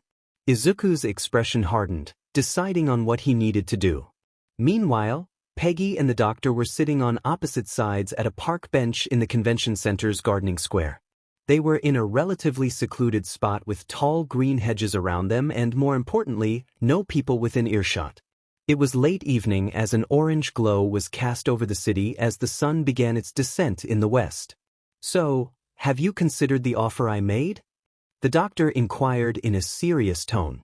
Peggy did not respond immediately. A short moment passed as she lowered her head, exhaling deeply. "I have." "And?" the doctor pressed. "I'm honored that out of all the candidates, you chose me." She shut her eyes and shook her head. But I have to respectfully decline, Doctor. And may I ask why, Corporal? She sounded surprised. Clearly this wasn't the answer she was expecting. I dunno, maybe because I don't want to be mutated into a monster, or something along those lines. Peggy dryly responded. See, Corporal? The redhead stammered. I can assure you that That what? I won't be mutated? I won't die. Peggy challenged. You said it yourself, Doctor. The project in itself is risky and practically untested. I'd essentially be your guinea pig. Corporal, I wouldn't ask for human test subjects unless I was 95% sure it'd be successful. The doctor asserted. Such a statistic did not alleviate Peggy's concerns one bit as she turned to the doctor incredulously. Only 95%, huh? And the other 5%? Well, the doctor tapped her index fingers together timidly, that is reserved for the unexpected circumstances that even I can't account for. DNA is crazy complex, ya know. She shook her head and adopted a determined look. But it will be successful. I've perfected the formula this time, I'm sure. Maybe you have, but honestly the whole idea behind the AMP is dangerous and too risky for my tastes. Peggy responded. I'm sorry, Dr. Hatsum, but my decision is final. You'll have to find someone else to test your formula on. Dr. Hatsum frowned, disappointed. I understand. Thank you for your time, Corporal. Again, thank you for the passes. Peggy nodded and stood up to leave. Good luck to you, Doctor. Yeah, same to you. Dr. Hatsum replied, disheartened. As the Marine walked away, Dr. Hatsum slumped her shoulders and practically deflated. Shoot! She exclaimed to herself. I was positive she'd accept, and Corporal Yamamoto was the perfect candidate too. Darn it! She collapsed back on the bench and groaned in frustration. At this rate, I'll have to choose one of those stuck-up JARCs the Colonel keeps recommending. She internally lamented. Idiot doesn't even understand how the formula works. Give it to those muscleheads and you'll practically be creating supervillains. The red-haired doctor stood up and collected her satchel. Too depressed to even see the expo now. Might as well just head on back. Try to rethink my strategy for acquiring candidates. She was about to walk until she overheard something. It sounded like Corporal Yamamoto was arguing with someone around the corner. She couldn't see her since a tall hedge was blocking the view. Curious, the doctor quietly walked closer and poked her head around the corner. Corporal Yamamoto was standing in front of a shorter, Asian-American boy. The doctor guessed he must have been in his late teens. It seemed the corporal was angry with the younger man if her posture and tone of voice was any indication. Dr. Hatsum knew she shouldn't eavesdrop on others' private affairs, but she couldn't help but be a little nosy. Was this the friend Yamamoto had mentioned? She remained hidden, quietly listening in. What was the worst that could happen? Moments prior, Izuku was walking out of Andoria Convention Center's East Gate. Taking the shortest route, he walked down the path leading through the garden square. The recruitment office would then be directly across the street. He pulled out his phone to text Peggy in case she was looking for him, but was confused to see her walking out from a perpendicular sidewalk up ahead. Peg-chan? What are you doing out here? Izuku asked, bemused. Restrooms are that way. He pointed back to the main building. Izuku-an? Peggy was mildly surprised to see Izuku outside. She was sure he'd be enraptured with the robotics exhibit long enough for her to sneak back in unnoticed. Did he get concerned and start looking for her? I could ask the same for you. I asked first. Izuku retorted. Peggy sighed, seeing no point in trying to lie. I was just talking to a friend from work. No big deal. Izuku pet a brow. The same one who gave you the passes? Yeah. She nodded. You could have just told me. You didn't have to lie. Izuku lightly scolded. I know. I apologize. Peggy replied, hanging her head low. Should have been forthcoming. Did they already leave? Yeah. It was a brief conversation, honestly. Peggy replied. Had to be important for you to ditch me like that. He deadpanned. It's confidential. Can't get into it. Peggy rubbed her neck apologetically. Hope you can understand. Izuku nodded. Although he didn't approve of her lying, he understood Peg-chan was in the military and couldn't share sensitive information with others, including close friends and family. So, what are you doing out here? Come to look for me? Peggy questioned. Well, Izuku fidgeted slightly, knowing she wouldn't be happy. He spotted a recruitment center across the street. Peggy was indeed not pleased by his response, and directed a stern frown toward her friend. Izuku-an, she growled, you were already denied. I'll try out for the army. Or the navy. National Guard. Heck, even the Coast Guard. Their physical requirements aren't as intense. Izuku stated. I won't know if I don't try, right? Izuku-an, I've been really working hard, Peg-chan. Exercising and dieting. I just need another chance. Izuku argued. Izuku, just stop. She shouted, startling her friend. Taking a moment to collect herself, she sighed heavily and shook her head. I'm sorry, Izuku-an. I'm your friend, so I won't lie, you really should reevaluate your options. Izuku felt his heart drop at that response. He knew Peg-chan was never thrilled about him wanting to join the military, but she had always been supportive regardless. Until now, that is. Unbeknownst to the childhood friends, Dr. Hatsum was now observing them from behind a large hedge. Peggy laid a supportive hand on his shoulder. You're a brilliant guy, Izuku-an. You can do so much more with your life. You can go to college. Become a teacher. Study meta abilities. Anything. You're just not cut out for the military. Izuku lowered his head, a shadow casting over his eyes. I want to enlist, Peg-chan. Izuku-an, you don't have to join because of me. You can do whatever you want. She further urged. I'm not joining because you did. Izuku lifted his head to reveal his determined gaze. People are scared, Peg-chan. You know it and I know it. I can't just pretend that everything is okay. Society is edging closer to collapse. I need to try and help. People need someone who's at least willing to help them these days. Dr. Hatsum pet a brow in intrigue. Oh? Izuku-an, that's all well and good, but you're not fit for service. For any branch. Besides, even if you were somehow accepted, with your conditions you'll die in boot camp. Peggy strongly retorted. I'm sorry, but I can't support this. That's a shame, but it doesn't change my decision. Izuku affirmed. Peggy grabbed Izuku by his jacket and pulled him closer, her expression contorting into frustration. What are you trying to prove? Who cares what JRKS like Zack say? Or anyone else for that matter. You don't need to prove anything to them. Follow your own dreams, Izuku. Why you got it wrong? It's not about proving anything to anyone. It's about doing what is right, he loudly declared. At the expense of your life? Even if you die without ever even stepping foot on the battlefield? Without saving anyone? What kind of hero is that? Peggy demanded. Izuku narrowed his gaze.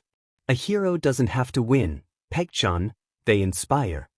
Peggy was momentarily surprised by that reply.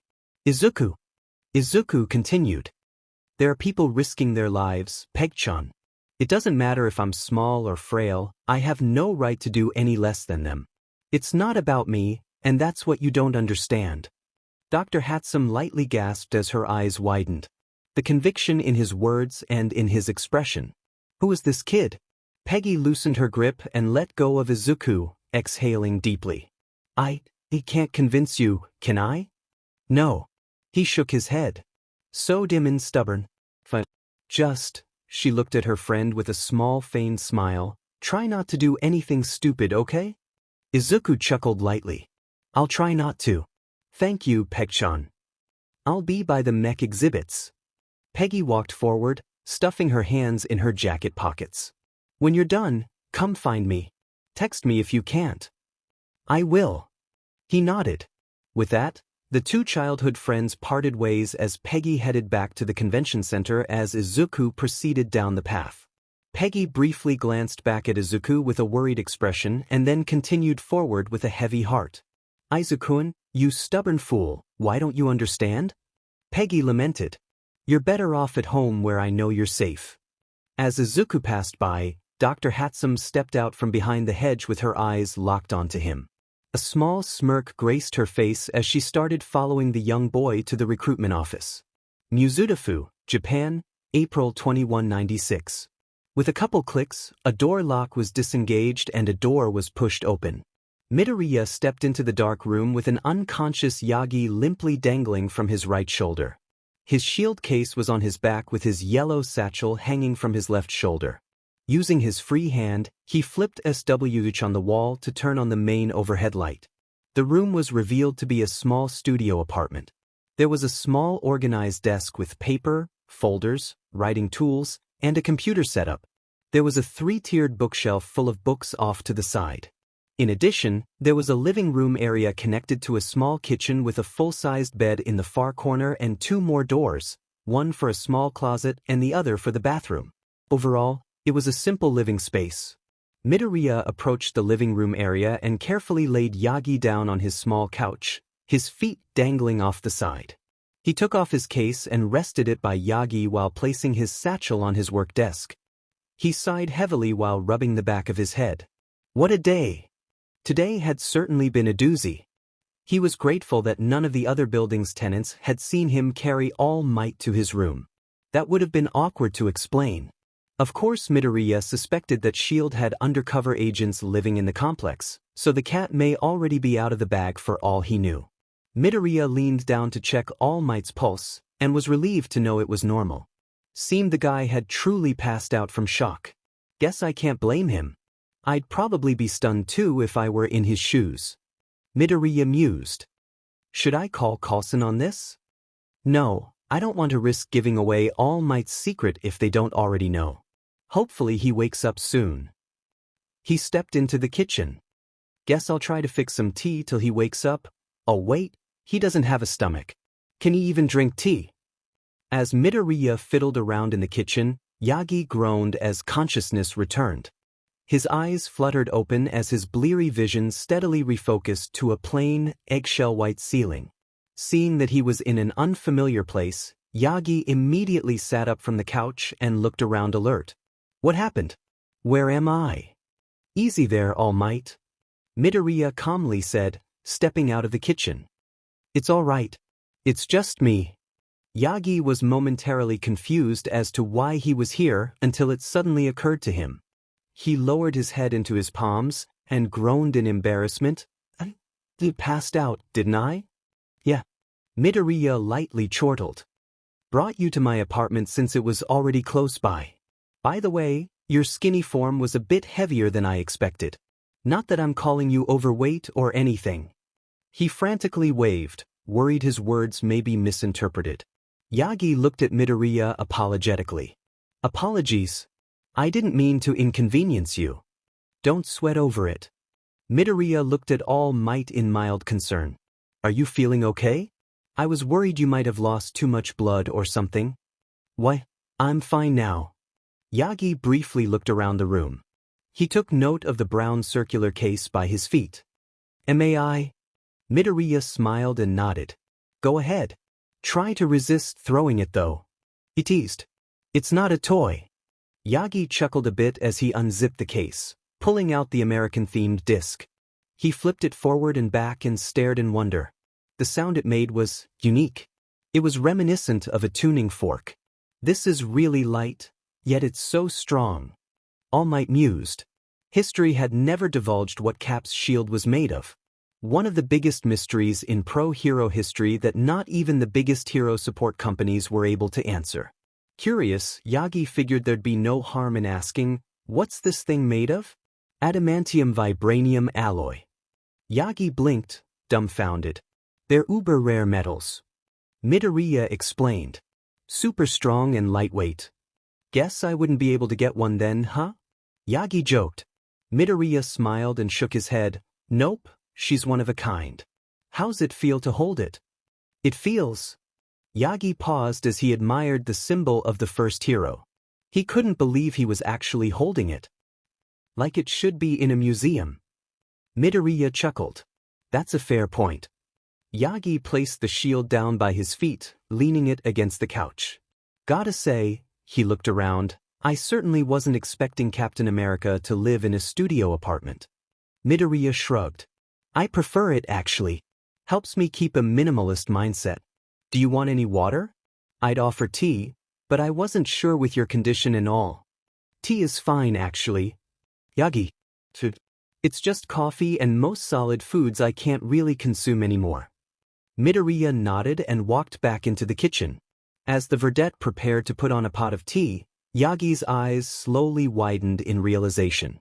This was real. He was actually talking to the first hero himself, the man he had admired and based his own pro-hero career on. It was so surreal. Talking to an historic figure that should have been dead over a century ago. Over tea no less. He was wondering if overexerting himself against that sludge villain was affecting his mind. He stopped to look at Midoriya.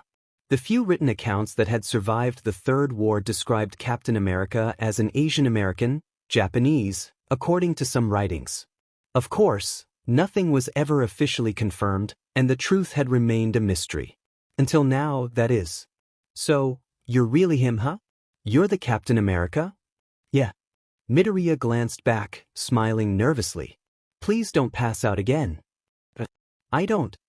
Yagi stammered in disbelief. How are you still alive? Well, that's a long story actually. Some of it I can't really get into. With the tea on, Midoriya stepped away and leaned on the countertop. But the short story is that I got into an altercation, and it resulted in me being frozen in the Arctic. Wait, frozen? Yagi blinked. Shouldn't you be dead then? Midoriya nodded, keeping an even look. Yeah, I should, but I guess fate had other plans. Altercation? Not exactly specific. Yagi racked his brain for any clues based on his past extensive study into Captain America's hero tenure. He had been to many places across the globe. According to history, the last place he had been spotted by the public eye was. Wait, did this happen during your time in Norway? Midoriya glanced back with a mildly surprised look. You know your stuff, huh? Yeah, it was actually. What happened? According to eyewitnesses, Oslo was the last place you were seen before you disappeared. Midoriya lowered his head, shifting uncomfortably. Sorry, I can't really get into that part of it. Maybe another time. Yagi was a bit disappointed. However, out of respect, he didn't pry any further on the matter. After the tea was finished, Midoriya carefully brought it over to the couch and placed it on a small coffee table. As All Might took a sip, he tried to keep a straight face despite the bitterness biting his tongue. Definitely needs work. He inwardly commented. He didn't want to dare call out his hero for making bitter tea.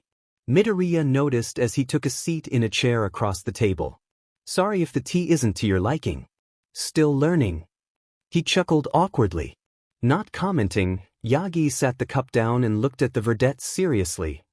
I've got some questions. I can imagine, Midoriya noted. How much time ya got? Plenty. Can't promise to answer all of them, at least, not yet. But fire away. Midoriya extended his index finger and thumb to mimic a pistol, but then immediately panicked. Oh wait. Ugh, pointing is rude in Japan, right? Sorry about that. No, don't worry about it. Yagi placated, reassuring the verdette. Guess he wasn't lying when he said he grew up in America? But that does beg the question. Why are you in Japan? All Might inquired. Shield, he simply replied. Yagi ped an eyebrow in bewilderment. Shield? He knew they were a counterterrorism/intelligence agency headquartered in America. They had influence both nationally and globally, essentially the old American CIA on steroids. He personally knew a few people who worked in high places with them. A couple of them even knew his secret. But what did they have to do with this? He connected the dots and it occurred to him. They're the ones who found you, right? In the Arctic? Midoriya nodded in confirmation. Several months ago, a research crew found me. SHIELD came in and carefully thawed me out, helped me recover while filling me in on my situation. There were many questions running through All Might's head. For starters, why would SHIELD send Cap to Japan? Shouldn't he be back in America? Furthermore, was he telling the truth in his plan to attend UA University? Why did he even want to attend a hero university? Also, how the heck could someone survive in ice for over 150 years? He was curious about what questions to ask until he remembered an important detail from their first encounter. You said you were quirkless. But that doesn't add up. The historical records say Captain America was born with an augmentation-type quirk that enhanced his physical and mental capabilities. That's a lie. Midoriya said flatly, surprising All Might. At least the born with a quirk part. What do you mean by that? Yagi was very intrigued. The higher-ups spun that story because they thought the masses should believe their Sentinel of Liberty was a natural-born hero. But the truth is, I'm not. I wasn't born with any abilities, I was given them. He revealed. Yagi's eyes shot open in shock. What? I know, sounds ridiculous, right? I mean, the idea of a person being given a superpower? Sounds like something straight out of a comic book? Midoriya chuckled ruefully. But it's the truth. It took every ounce of Yagi's self-control to stay silent. Captain America, the man who defied the odds and bested formidable foes with nothing but his strength, wits, sheer determination, and a shield, the one who had started the tradition of pro-heroes wearing costumes, the world's first hero, was born quirkless. How could he be quirkless yet superhuman at the same time? Yagi couldn't believe what he was hearing. He was tempted to interject that he did understand but stopped himself. Now was not the time to reveal that secret. This stays secret between us. Can I trust you, All Might? Midoriya requested. Yagi nodded, determined. Yes. I know how to keep secrets. After all, I have plenty of my own. He dryly noted. I'm a super soldier. Midoriya plainly stated. Yagi blinked and looked at the verdette bewildered. Super soldier? I'll keep it brief. I'm essentially a test subject for a US military project to create artificial meta-users trained to be highly effective soldiers, hence the name, Super Soldier. Yagi's eyes widened in shocked disbelief. He was about to interject that it sounded ludicrous but remembered his own origins and the source of his own power. He remained silent and listened. I wasn't born strong. In fact, I used to be just a small, scrawny sick kid. I was determined to help out in any way I could.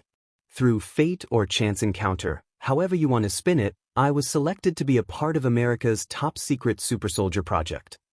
Midoriya explained. Now, this tidbit of information certainly threw Yagi Toshinori for a loop.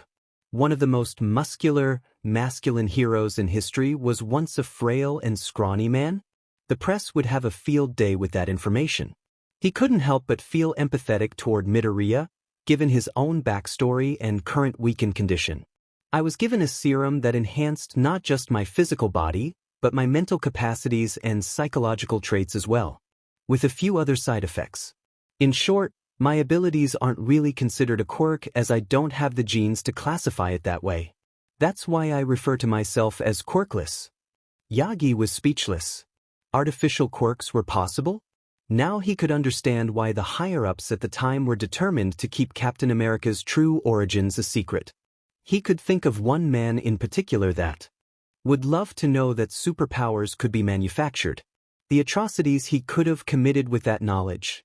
He shook his head at that thought. No, he's gone. I bashed his head in. He won't recover from that. All Might tried to assure himself, but a hint of doubt remained. Hey, All Might. Yagi was snapped out of his musings by Midoriya, who was looking at him in concern. Yeah. You okay? That just? I certainly wasn't expecting that story, is all.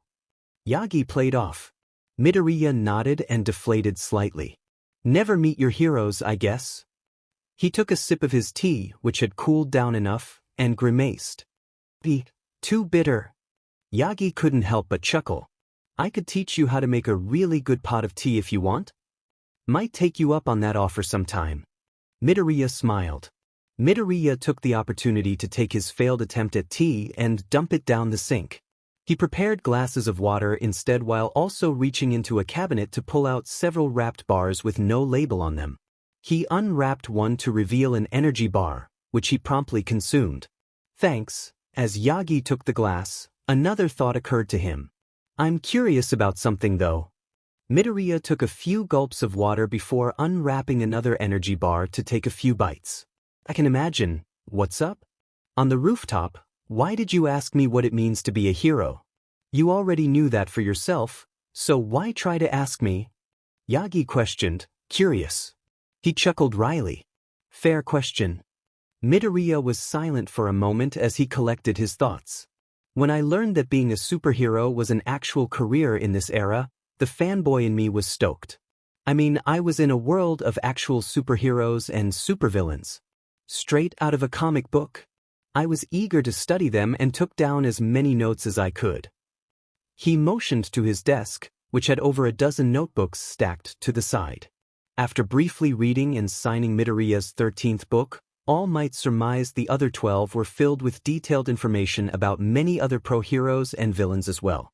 He was stunned by how much information regarding their quirks and fighting moves Midoriya was able to record in a relatively short amount of time. Midoriya's expression became downcast. But then I started to notice how commercialized everything was. Heroes constantly trying to one-up each other and the shameless advertising. I dunno, it was pretty disheartening. Because if that's what it takes to be a modern hero, well, I just don't have the stomach for it. Then I heard about you.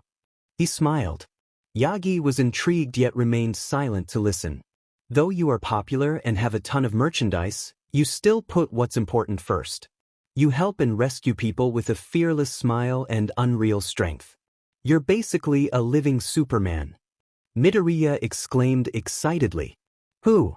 Yagi asked, ping a brow. Midoriya looked at All Might in mild shock that had never heard of the most famous fictional superhero. Guess comics really are dead in this time, PRD. Forget it. Not important. He waved off before continuing. Anyway, with your strength and charisma, and the fact that crime rates dropped to historical lows since your debut, I could see why people called you the symbol of peace. It's who you are. So, I wanted to hear your personal stance on heroism and what it means to you. Yagi turned away in shame. I let you down, didn't I? Well, yeah, but don't take it too hard. I understand why you felt that way. Midoriya reassured. What with your 3-hour limit and that injury and all? I get you were just trying to protect a quirkless boy with a half-baked dream. Despite Midoriya's consolation, Yagi still didn't feel much better. No, it was wrong either way. Even if you weren't Cap and were just a quirkless boy, it wasn't right for me to say those things to you. He countered. Power doesn't make a hero. All Might then looked back at Cap seriously. Be honest with me. His gaze turned serious.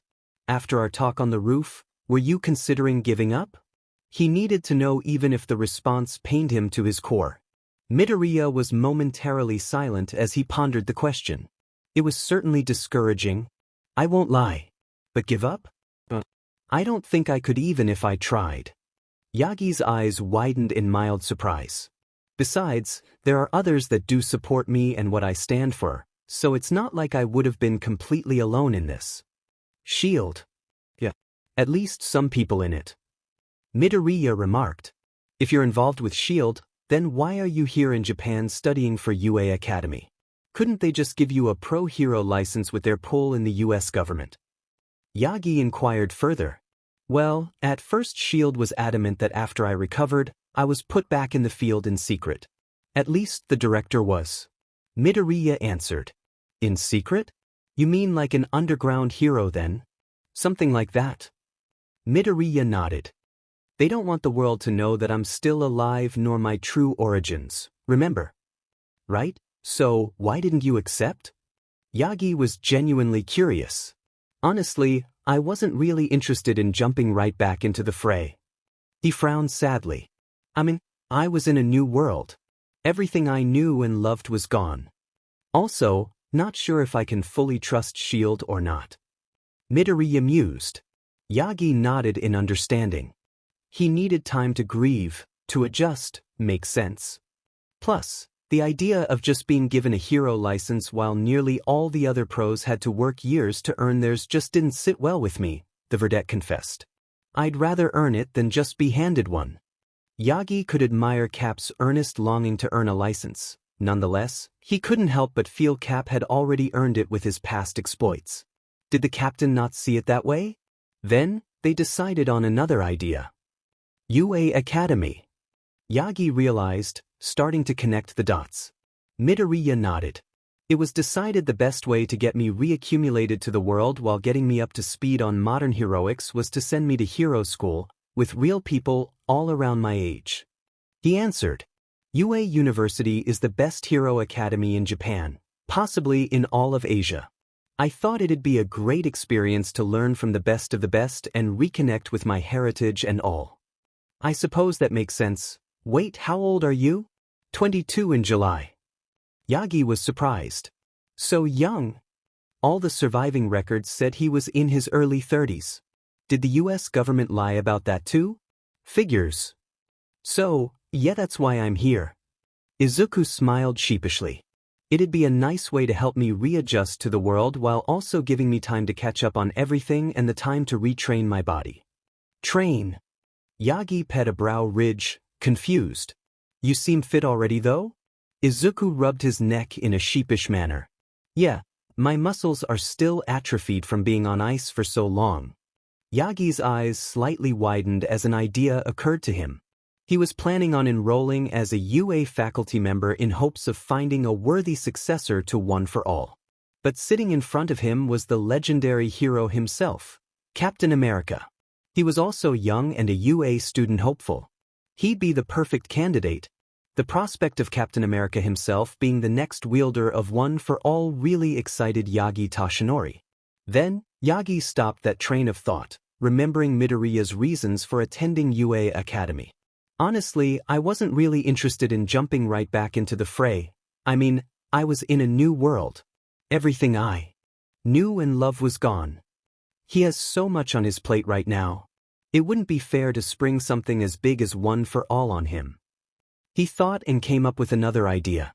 But that doesn't mean I can't help him. I have an idea then. Perhaps I can help train you?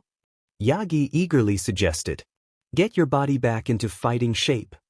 Midoriya blinked, taken off guard by the offer. You do that? I mean, you're a busy hero, so I wouldn't want to interfere with your work. Nonsense. Yagi waved off. Between you and me, I'm planning on joining UA as a teacher next semester, so I'm in town for quite a while getting ready for it. Really? Is that why you were in Mizudafu today instead of your agency back in Tokyo? Midoriya asked. Yeah, partially. Yagi replied. I can get into that another time. But if you're willing, I'd be more than happy to help you. Midoriya thought about it and the idea certainly appealed to him. How many people could say they received training from the world's #1 hero? But he did have his studies to keep in mind. That sounds great, but I do have my studies at the local college. Midoriya mentioned. Could we work our schedule around that? Of course. Actually, I have a plan in mind that takes all of that into consideration. Yagi explained. After all, if you're going to get into UA, you'll have to pass the written and practical exams. Midoriya nodded in satisfaction, not seeing any reason to decline. Well. He stood up and stretched his hand out. I certainly won't turn down help from the #1 pro if he's willingly offering it. Yagi stood up and shook Midoriya's hand in return. You won't be disappointed, Cap. Midoriya Izuku, he introduced. Pleased to meet you, All Might. Yagi smiled, excited to finally know the captain's real name. Yagi Toshinori. The pleasure's all mine. Nearly an hour later, Yagi stepped out of the Ender Apartments complex and onto the sidewalk. Nighttime had arrived as street lamps illuminated the city streets. Can't believe this is all real. He exhaled, still internally trying to come to terms with everything that had happened tonight. I'd better get back soon to at least get a head start on writing up Cap's plan. Yagi pulled out his phone to look at the Notepad app, momentarily studying the info Midoriya had given him on his body specifics and diet. Who would have thought those energy bars he was eating were 3,000 calories each? His metabolism was crazy high. He'd just have to factor that into the plan. He hoped Midoriya would have a sizable food budget though. Yagi then switched to the GPS app. The truck's parked over a few miles away. Maybe I should call a cab? Although I guess a little walking won't hurt. Taking a deep breath of the brisk night air, Yagi walked down the street. However, he didn't make it far before a vehicle suddenly drove up beside him and stopped. Much to his surprise, it was a 1962 Restomod, cherry red Chevrolet Corvette convertible with a red cloth roof up, bearing California license plate numbers 381 PC. Yagi's eyes widened as he only knew one person who owned and drove a piece of automotive history like this. The right side window slid down, revealing the driver on the left side and confirming the car was left-hand drive, as well as the identity of the driver. The driver was an American-looking Caucasian man 182 centimeters 6 feet 0 inches tall with a muscular build and short brown hair. He wore a black suit with a white button shirt with a silver pennant of an eagle on his jacket and black shades over his eyes. All in all, the man's appearance practically screamed government agent. "Need a lift, stranger?" he asked in fluent Japanese. "You look like you could use one." "Phil." Yagi walked to the car with a small smile. "It's been a while. Hop in." Agent Phil Coulson of S.H.I.E.L.D. gave a wry smile. "Let's go for a drive, Toshinori." After today's events, Yagi was feeling pretty exhausted. So, Coulson saving him from walking several miles was a welcome relief. Yagi pulled open the door and slid into the passenger seat while internally admitting it felt odd to be riding in a left-hand drive vehicle after so long. That brought up another question in All Might's mind: how was he even allowed to drive this car in Japan? As soon as All Might closed the door, the car jerked forward rapidly enough to leave a skid mark in the pavement. Nevertheless, Agent Coulson stayed under the speed limit. "I thought the whole point of a secret agent was to be inconspicuous," Yagi commented lightheartedly. "Hiding in plain sight," Coulson mentioned. "Nobody would expect a government agent to be driving a flashy sports car." "James Bond?" All Might retorted. Coulson laughed a little. "Only in the movies. I don't even want to guess how you're allowed to drive Lola in Japan." Yagi shook his head. "S.H.I.E.L.D. has its ways," Agent Coulson replied. S.H.I.E.L.D. Yagi suspected there would be more to this ride than two old friends simply catching up and didn't need his old sidekick's quirk to foresee what the crux of this conversation would be about. Deciding to skip the pleasantries, Yagi asked, "Not that I'm not happy to see you, but what are you doing here? I haven't seen you in 5 years, not since since your accident." Coulson finished, making Yagi slightly flinch, and then briefly glanced at his passenger. "I'm here on assignment, also looking for any old pro-hero memorabilia I can find. Japan is a treasure trove for those kinds of things." "Still trying to grow your collection, huh?" "Always," Coulson smirked. Yagi lightly chuckled and shook his head. "Coulson, still a hero fanboy. But we're not here to discuss me or my admittedly impressive hero merchandise collection," Coulson continued, "even though I'd like to." "Young Midoriya," Yagi stated rather than asked. Not sure if young is an accurate description or not, but yes. "I take it you're his overseer then?" "Liaison, to be specific." Coulson came to a stop at a traffic light, allowing pedestrians to cross. Several bystanders openly gawked at the red convertible. It made sense, after all, Coulson's car was over 200 years old. How he was able to acquire such a relic and restomod it, Yagi still had no idea. He didn't give out much if any details on Lola's history. "I already promised Midoriya I wouldn't tell a soul of his identity, Phil." Yagi sighed. "You don't have to swear me into secrecy or anything like that. You know me." "I know that." "Not concerned about it." Coulson turned to Yagi with a serious look. "I just want to know what happened today." Yagi didn't respond, only looking at the agent curiously. "We spotted Cap carrying your unconscious body into his apartment, so naturally I'm curious." Coulson elaborated. The traffic light turned green, and Coulson resumed driving down the street. "Wait, you were spying on us?" Yagi slumped his shoulders while placing his right hand on his forehead, exasperated. "Of course you were, forgot who I was talking to." "If they saw Midoriya taking me to his apartment, did they also see my transformation in that street?" "Sirbi." Yagi inwardly lamented, fearing the entire spy organization would soon know his secret. "It's our business to make sure nothing happens to Cap. If it makes you feel any better, the agents reported only seeing him carrying you, nothing before that. So your identity is safe. Coulson assured. Yagi sighed, feeling a huge weight off his shoulders.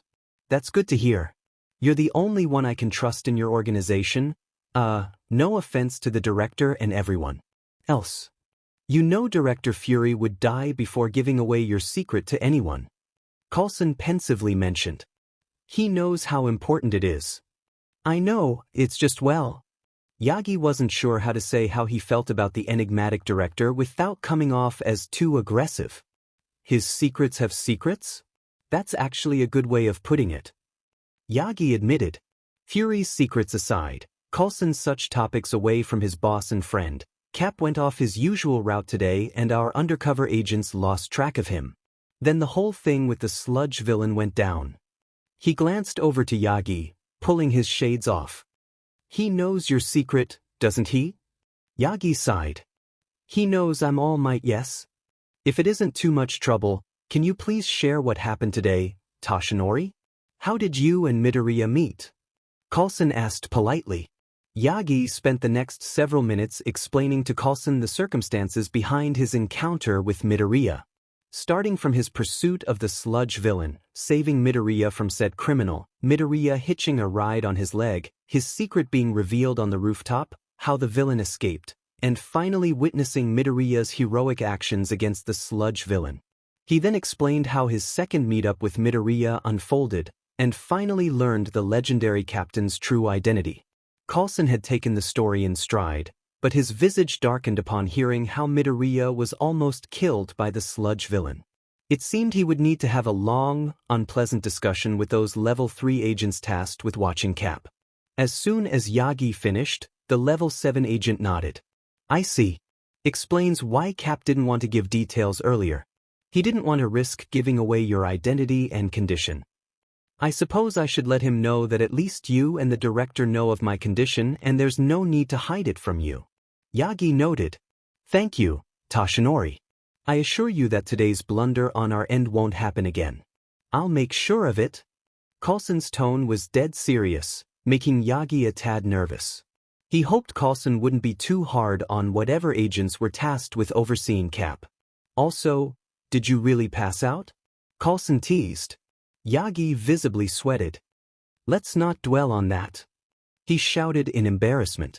From there, Yagi mentioned he would be helping Midoriya train to get him in shape for UA University's entrance exam.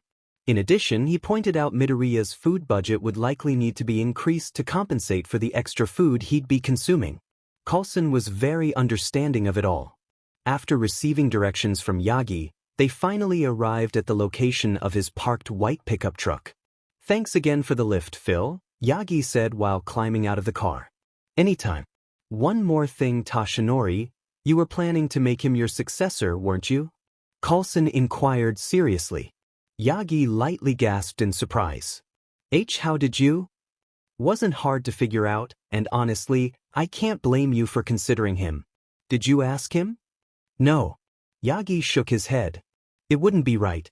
Not now. Keep in mind, your time is running out. I don't think I need to stress how important the symbol of peace is to society. Yagi remained silent. Of course he knew that. He knew his time as a pro-hero was coming to a close soon. It was the reason he was attending UA next semester in the first place. To find a worthy successor. With that said, don't wait too long to at least ask him. Coulson stated. I'm sure Cap'll understand if you explain everything to him. Yagi did not respond as he lowered his head in rumination. We'll be keeping our distance. Train him however you see fit, just remember though, his studies are also important. Coulson firmly stated. I know that. Good seeing you again, Phil. Yagi closed the door and turned to face his truck. An idea then came to him. By the way, Tsukachi and I ought to catch up sometime. He looked back and was stunned to see Lola and Coulson were already gone. How'd he leave without making a noise? He sighed, mildly frustrated. How does he keep doing that? San Francisco, California, April 2042. Izuku stepped into the military recruitment office and walked through the small lounge area to the front desk. There was a sole recruiter on duty wearing his standard issue camo combat uniform, sitting at the desk playing solitaire on his desktop. He was simply waiting to clock out and was pleasantly surprised to see someone walking into the office only 15 minutes till closing time. Doing his duty, he stood up and greeted the guest. "Welcome to the Andoria Army Recruiting Station. My name is Staff Sergeant Dash." He paused when he finally took notice of Izuku. Izuku remained oblivious to his stare and stepped up to the desk. "Good evening, sir. I want to enlist for the army. I've already taken the ASVAB test, and my information should already be on file, if that helps." "I see." The recruiter nodded, seeing that his job should be easier. "Have you enlisted for any other military branches, son?" Izuku frowned. "Yes, the Marines. I was rejected." "Mind giving me your social security number so that I can bring up your records?" The recruiter took a seat back at his desk. After giving the recruiter his information, Izuku's file was brought up on the desktop screen. The staff sergeant made sure not to visibly wince at the boy's poor PFT results. Unfortunately, with his physical and medical conditions, there'd be no way he could be accepted in any military branch. He was about to break the bad news to him until the bell at the door rang, signaling that another person walked in. It had been dead for most of the evening, and now people were starting to walk in so close to closing time? Typical. "Welcome to the Andoria Army Recruiting Station. If you could take a seat, I'll be with you." Dash. The recruiter was cut off when the new person, an Asian American woman wearing a lab coat, walked past Izuku and up to the desk. "At ease, Staff Sergeant Ted Gray," Dr. Hatsum said while pointing to Izuku. "I'm with him." Izuku blinked dumbly. Who was this woman? He didn't know her. He stared at her closely and, aside from her being quite appealing, something seemed familiar about her. Dr. Hatsum pulled out an ID card from her satchel, handing it to the recruiter. Staff Sergeant Ted Gray's eyes widened slightly as he read it. What was someone with her kind of military clearance doing in his recruiting station? He glanced over to Izuku, who seemed equally confused. "If it's all the same with you, Staff Sergeant, I'd like to supervise this young man's physical test," Dr. Hatsum requested. "Huh." Izuku was left further dumbfounded. Who is she? According to his records, he's already taken and failed the physical test for the Marine Corps just earlier this week. So, I don't see why Dash. It's the Marines, Staff Sergeant. You know how brutal their physicals are. Doesn't hurt to give this young man another chance, now does it? Dr. Hatsum smiled. Staff Sergeant Gray pondered for a moment and conceded. It was late and there'd likely be no one else coming in tonight anyways. Might as well get it over with now. Fine. He conceded. Opening a drawer, he pulled out a clipboard with some paper to hand to the doctor. "There's a room in the back. You can take Mr. Midoriya there. Try to be quick though, doctor, we're going to be closing soon." Taking the clipboard, Dr. Hatsum gave a thumbs up. "Thanks, Staff Sergeant. You're the best." She motioned for Izuku to follow her. He complied but was still bewildered over the situation. Dr. Hatsum and Izuku stepped into a room with a treadmill and exercise mats positioned across the floor and U.S. Army motivation posters on the white walls.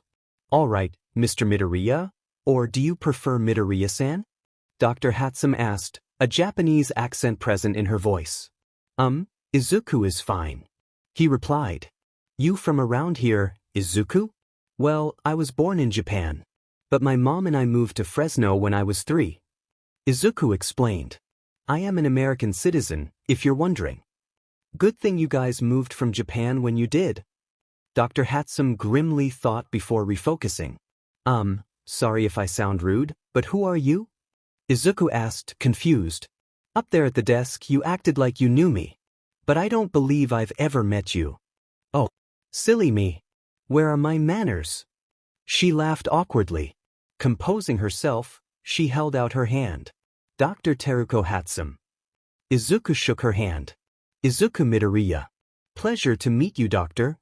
He paused when he noticed, behind her glasses, 3 light yellow rings in Dr. Hatsum's eyes around her green irises. He didn't want to be insensitive, but he figured it wouldn't hurt to ask. "Doctor, what are those circles in your eyes?" "Oh, it's part of my meta ability." She adopted an expression of slight concern. "Does this bother you?" "No." I think it's fascinating, Izuku asserted, grinning. If you don't mind, could you tell me what your ability is? Dr. Hatsum closed her eyes and grinned proudly. I call it micro-insight.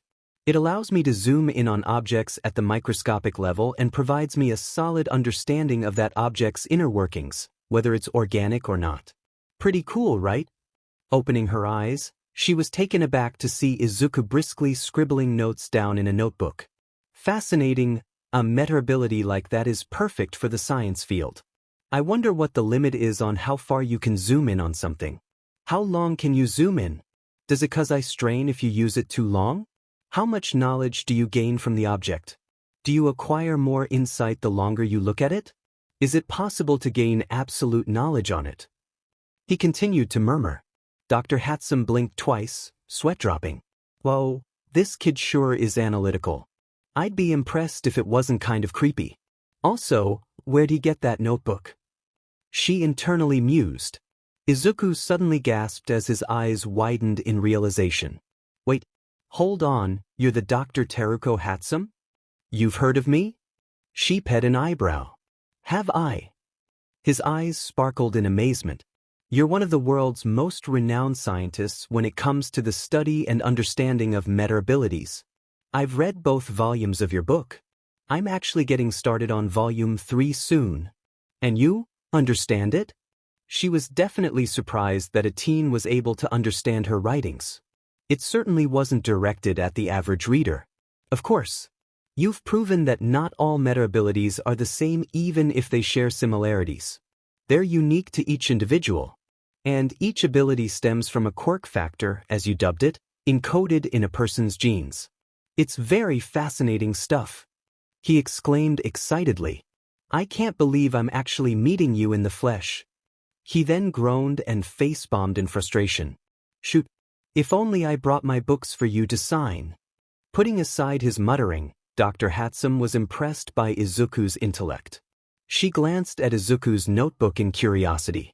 Are those your notes on meta abilities? When Izuku nodded, she asked, Mind if I take a look? Sure. Nothing too special though. I just like to take notes on them since it's a hobby of mine. Izuku commented while handing her his notes. Dr. Hatsum flipped through the notebook and was stupefied. He had pages dedicated to different people detailing their meta abilities' strengths and weaknesses and how they could be implemented. The latest page was a quick full-body sketch of her with notes of her own meta ability and its practical uses listed by it. She was amazed as some of her own colleagues couldn't write notes this detailed. And he only did this as a hobby. Not gonna lie, this is some impressive stuff, kid. She stated, handing the notebook back to Izuku. I'd kill to have an assistant like you. He blushed and rubbed the back of his neck from the unexpected praise. Oh, thanks. That means a lot coming from you. He stammered bashfully. Oh. Hatsum's eyes widened. Right, the exercises. Let's get started so the staff sergeant can come home soon, yeah? Izuku nodded in determination. Right. From there, Dr. Hatsum gave Izuku the Army's physical fitness test, which consisted of the following exercises. 2 minutes of push-ups, 2 minutes of sit-ups, and a 2-mile timed run. Applicants had to pass with at least a score of 60 on each event and overall score of at least 180 points. The ruby-haired doctor didn't think it was too big of a deal. After all, Izuku was young. Surely he could do these exercises in a timely fashion even if he was on the scrawny side. 15 minutes later, Dr. Hatsum was left speechless. To say Izuku did badly would be an understatement. He could barely do 10 push-ups and sit-ups and was forced to stop in the middle of his run on the treadmill to take multiple puffs from his inhaler. She tailed up his score and visibly winced. 70 overall. This kid shouldn't be anywhere near the military. His asthma alone is a big disqualifier. And yet, she glanced up from his clipboard to see him leaning down with his hands on his knees, breathing hard and sweating heavily. There are people risking their lives, Peg-chan. It doesn't matter if I'm small or frail, I have no right to do any less than them. It's not about me, and that's what you don't understand. Finding a couple folding chairs off to the side, Dr. Hatsum placed them in the center of the room. Izuku took a seat as Dr. Hatsum sat across from him with her legs crossed and looking at the clipboard. I failed, didn't I? Izuku said, sounding disheartened. Yep. Badly. Dr. Hatsum saw no point in sugarcoating it. Honestly, I didn't think it was possible for someone your age to get a score this low. So, congrats on surprising me. Oh. Izuku lowered his head in disappointment. Dr. Hatsum lowered the clipboard and looked Izuku straight in the eye. Tell me why. Huh. Izuku looked back at her. Why do you want to enlist so badly? She elaborated. To be frank, you don't belong in the military, like at all. So, what is it? Family tradition? Pride? Do you just want to kill meta-terrorists or something? Izuku was momentarily taken aback and quickly responded, no. I don't want to kill anyone. Hatsum pet a brow, bemused. You want to join the military and you're not prepared to kill? Izuku shook his head. I didn't say that. I will if there's no other option, but I would just prefer not to. I want to save and protect people, like a hero should. A hero? Yeah. Izuku smiled wistfully. It may sound idealistic and silly to some, but I think the coolest and noblest thing a person can do is risk their lives to save others, wanting nothing in return. He clenched his fist. I know I'm weak and frail, but I'm determined to help in any way I can. Dr. Hatsum grinned widely, barely able to contain her excitement. This kid. She closed her eyes and looked away, keeping her composure. You're right. That is pretty idealistic and old-fashioned if I'm being honest. But, she turned her gaze back to him, people these days may just need a little bit of old-fashioned heroism. Wouldn't you say? Huh. Izuku was unsure of what to make of her statement at first but nodded in agreement. Yeah. I can offer you a chance. However, she reached into her satchel bag and pulled out several papers. It's on the condition that you join this program. Izuku took the papers and quickly looked over them. From what he could gather, these were waiver and consent forms to participate in a military project. MP? He couldn't find the words for the acronym anywhere on the pages. You're not 18 yet, right? No. I will be in July. I already have my father's consent though. He doesn't care either way. He shrugged nonchalantly. Dr. Hatsum nodded. Her intuition told her there was a story there but opted not to pry. Maybe another time. Okay, just have him sign this and fax or email it here.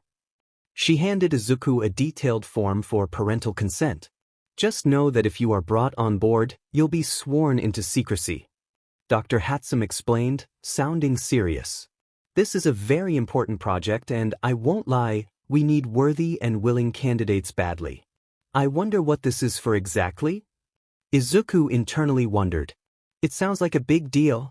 Is this supposed to be dangerous or something? I can't give you more details until all your paperwork is signed and you're sworn in. But honestly, kid, this is going to be your only chance to get enlisted. So, if you're willing to dash, I'll do it. Izuku quickly responded, adopting a determined expression. Dr. Hatsum smirked. No hesitation. I like you, kid. Izuku spent the next few minutes signing the papers before handing them back to Hatsum, who placed them in her bag. Once all your paperwork goes through, you'll get an acceptance letter in the mail. It'll detail the time and place for us to meet up again. Dr. Hatsum explained as she stood up. Get you sworn in and all that jazz.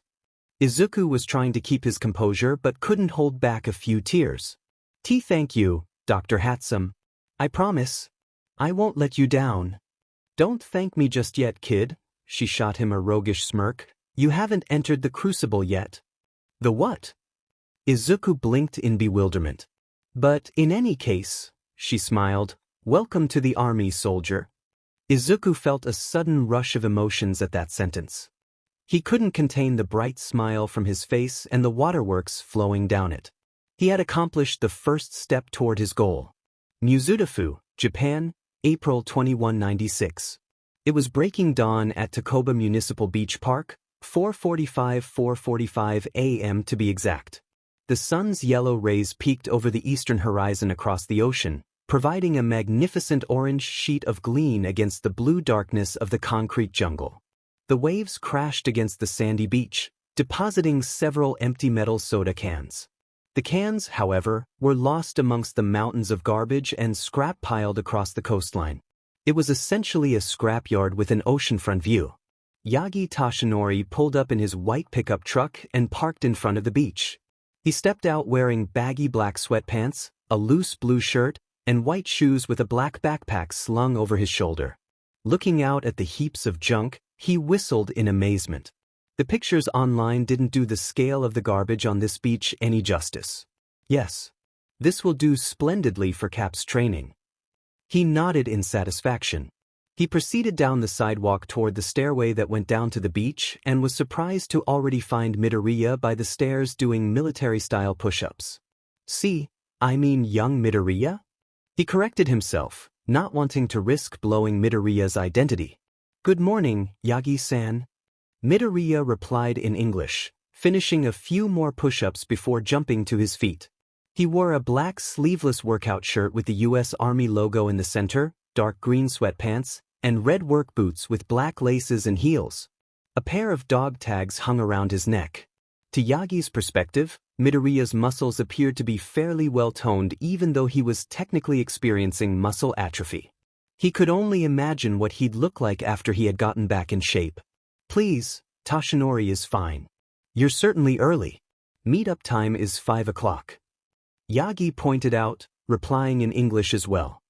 He shook his head and smirked. "U.S. Army rule, if you're not 15 minutes early, you're late. I got here at 4:30 though and decided to do some light workouts till you arrived." Yagi nodded in approval at Midoriya's punctuality. "Well, glad to know I won't have to worry about you being late then." He chuckled. Yagi and Midoriya walked together down the seawall's stairway to the beach. Next to the stairway was a small ramp for vehicles to get on the beach, not that it was currently in use. "What is this place, by the way?" Midoriya looked around in shocked disgust at the garbage mounds. Did the city convert this beach into a landfill or something? 2 days had passed since his encounter with All Might. After agreeing to let All Might train him, they agreed to meet at this beach early on Saturday morning. At the time, Midoriya assumed he would be doing beach workouts and swimming. So, he was naturally taken aback to see mountains of garbage when he first arrived here. "This is Takoba Municipal Beach Park." Yagi answered. "From my research, it used to be an appealing place. But over the last few years, it's become a total mess." "How come?" Midoriya pet a brow in bemusement. Stepping onto the sand, Midoriya followed Yagi through a path in between the trash heaps, walking closer to the coastline. "From my understanding, the ocean currents wash up anything dropped in the water within 100 miles off coast to this specific area of the beach." Yagi continued. "Unfortunately, people take advantage of that fact and illegally dump their trash here. Which further compounds the problem," Midoriya realized. "I'm confused though." He looked around, shocked by the wide variety of trash present.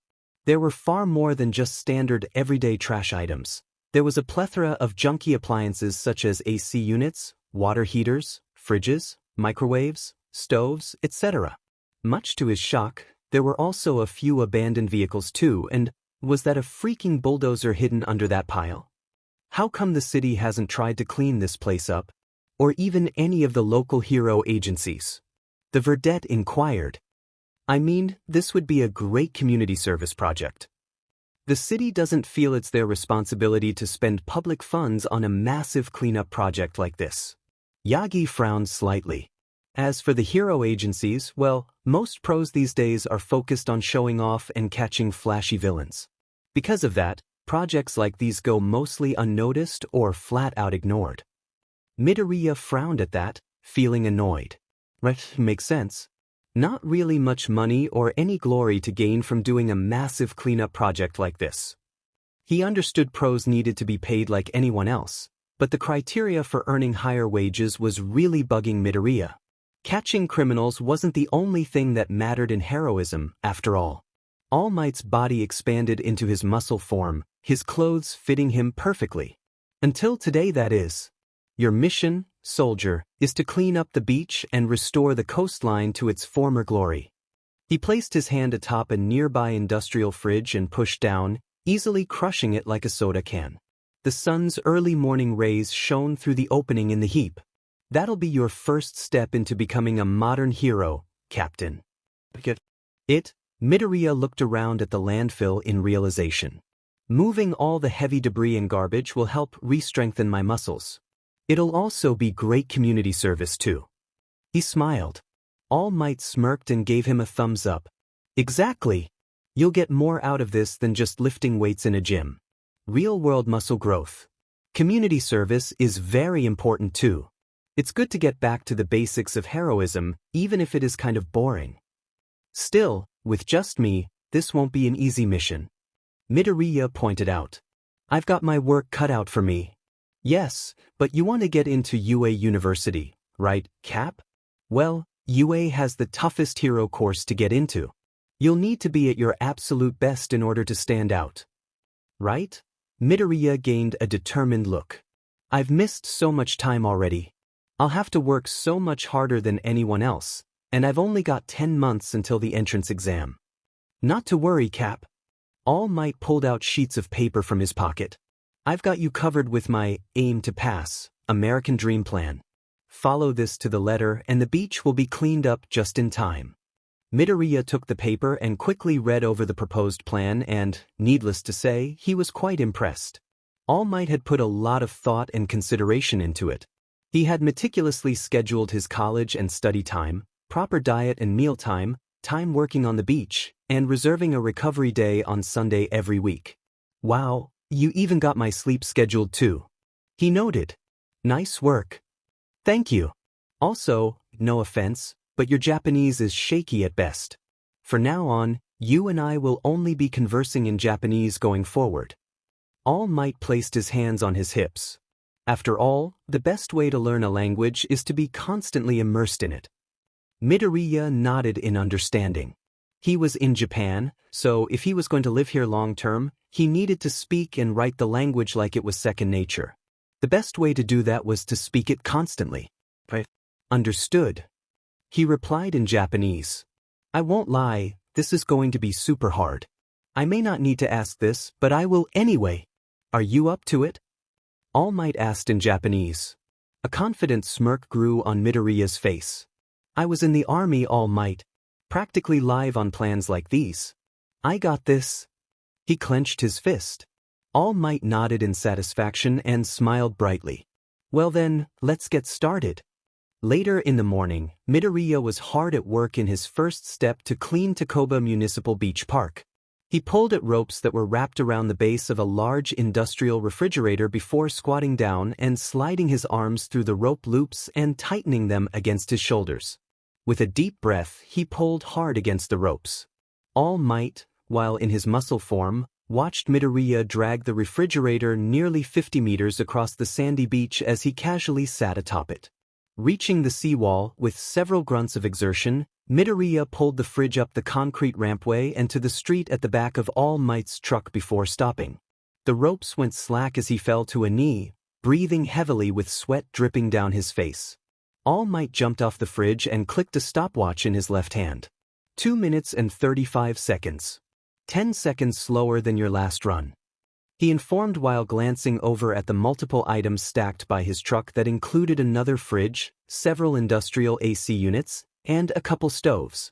Still, he's doing very well for someone experiencing atrophy.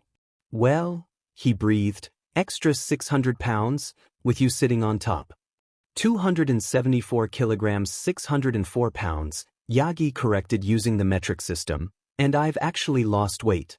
I'm down to 255 kilos these days, 562 lbs, in this form at least. Midoriya sweat dropped. Right, much better. Anyways, All Might started neatly stacking the items into the back of his truck. I'll haul these items off for proper disposal. You take a 10-minute break and resume carrying trash to this spot until I get back. Sound good?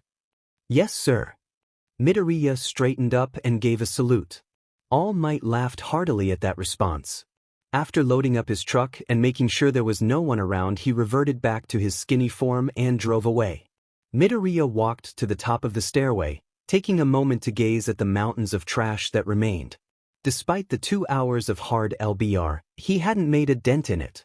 Instead of getting discouraged, Midoriya clenched his fists and adopted a resolute expression.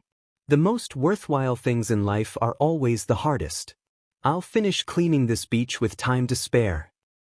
With that resolution, Midoriya Izuku rushed down the steps to get back to work, fully motivated to accomplish his goal.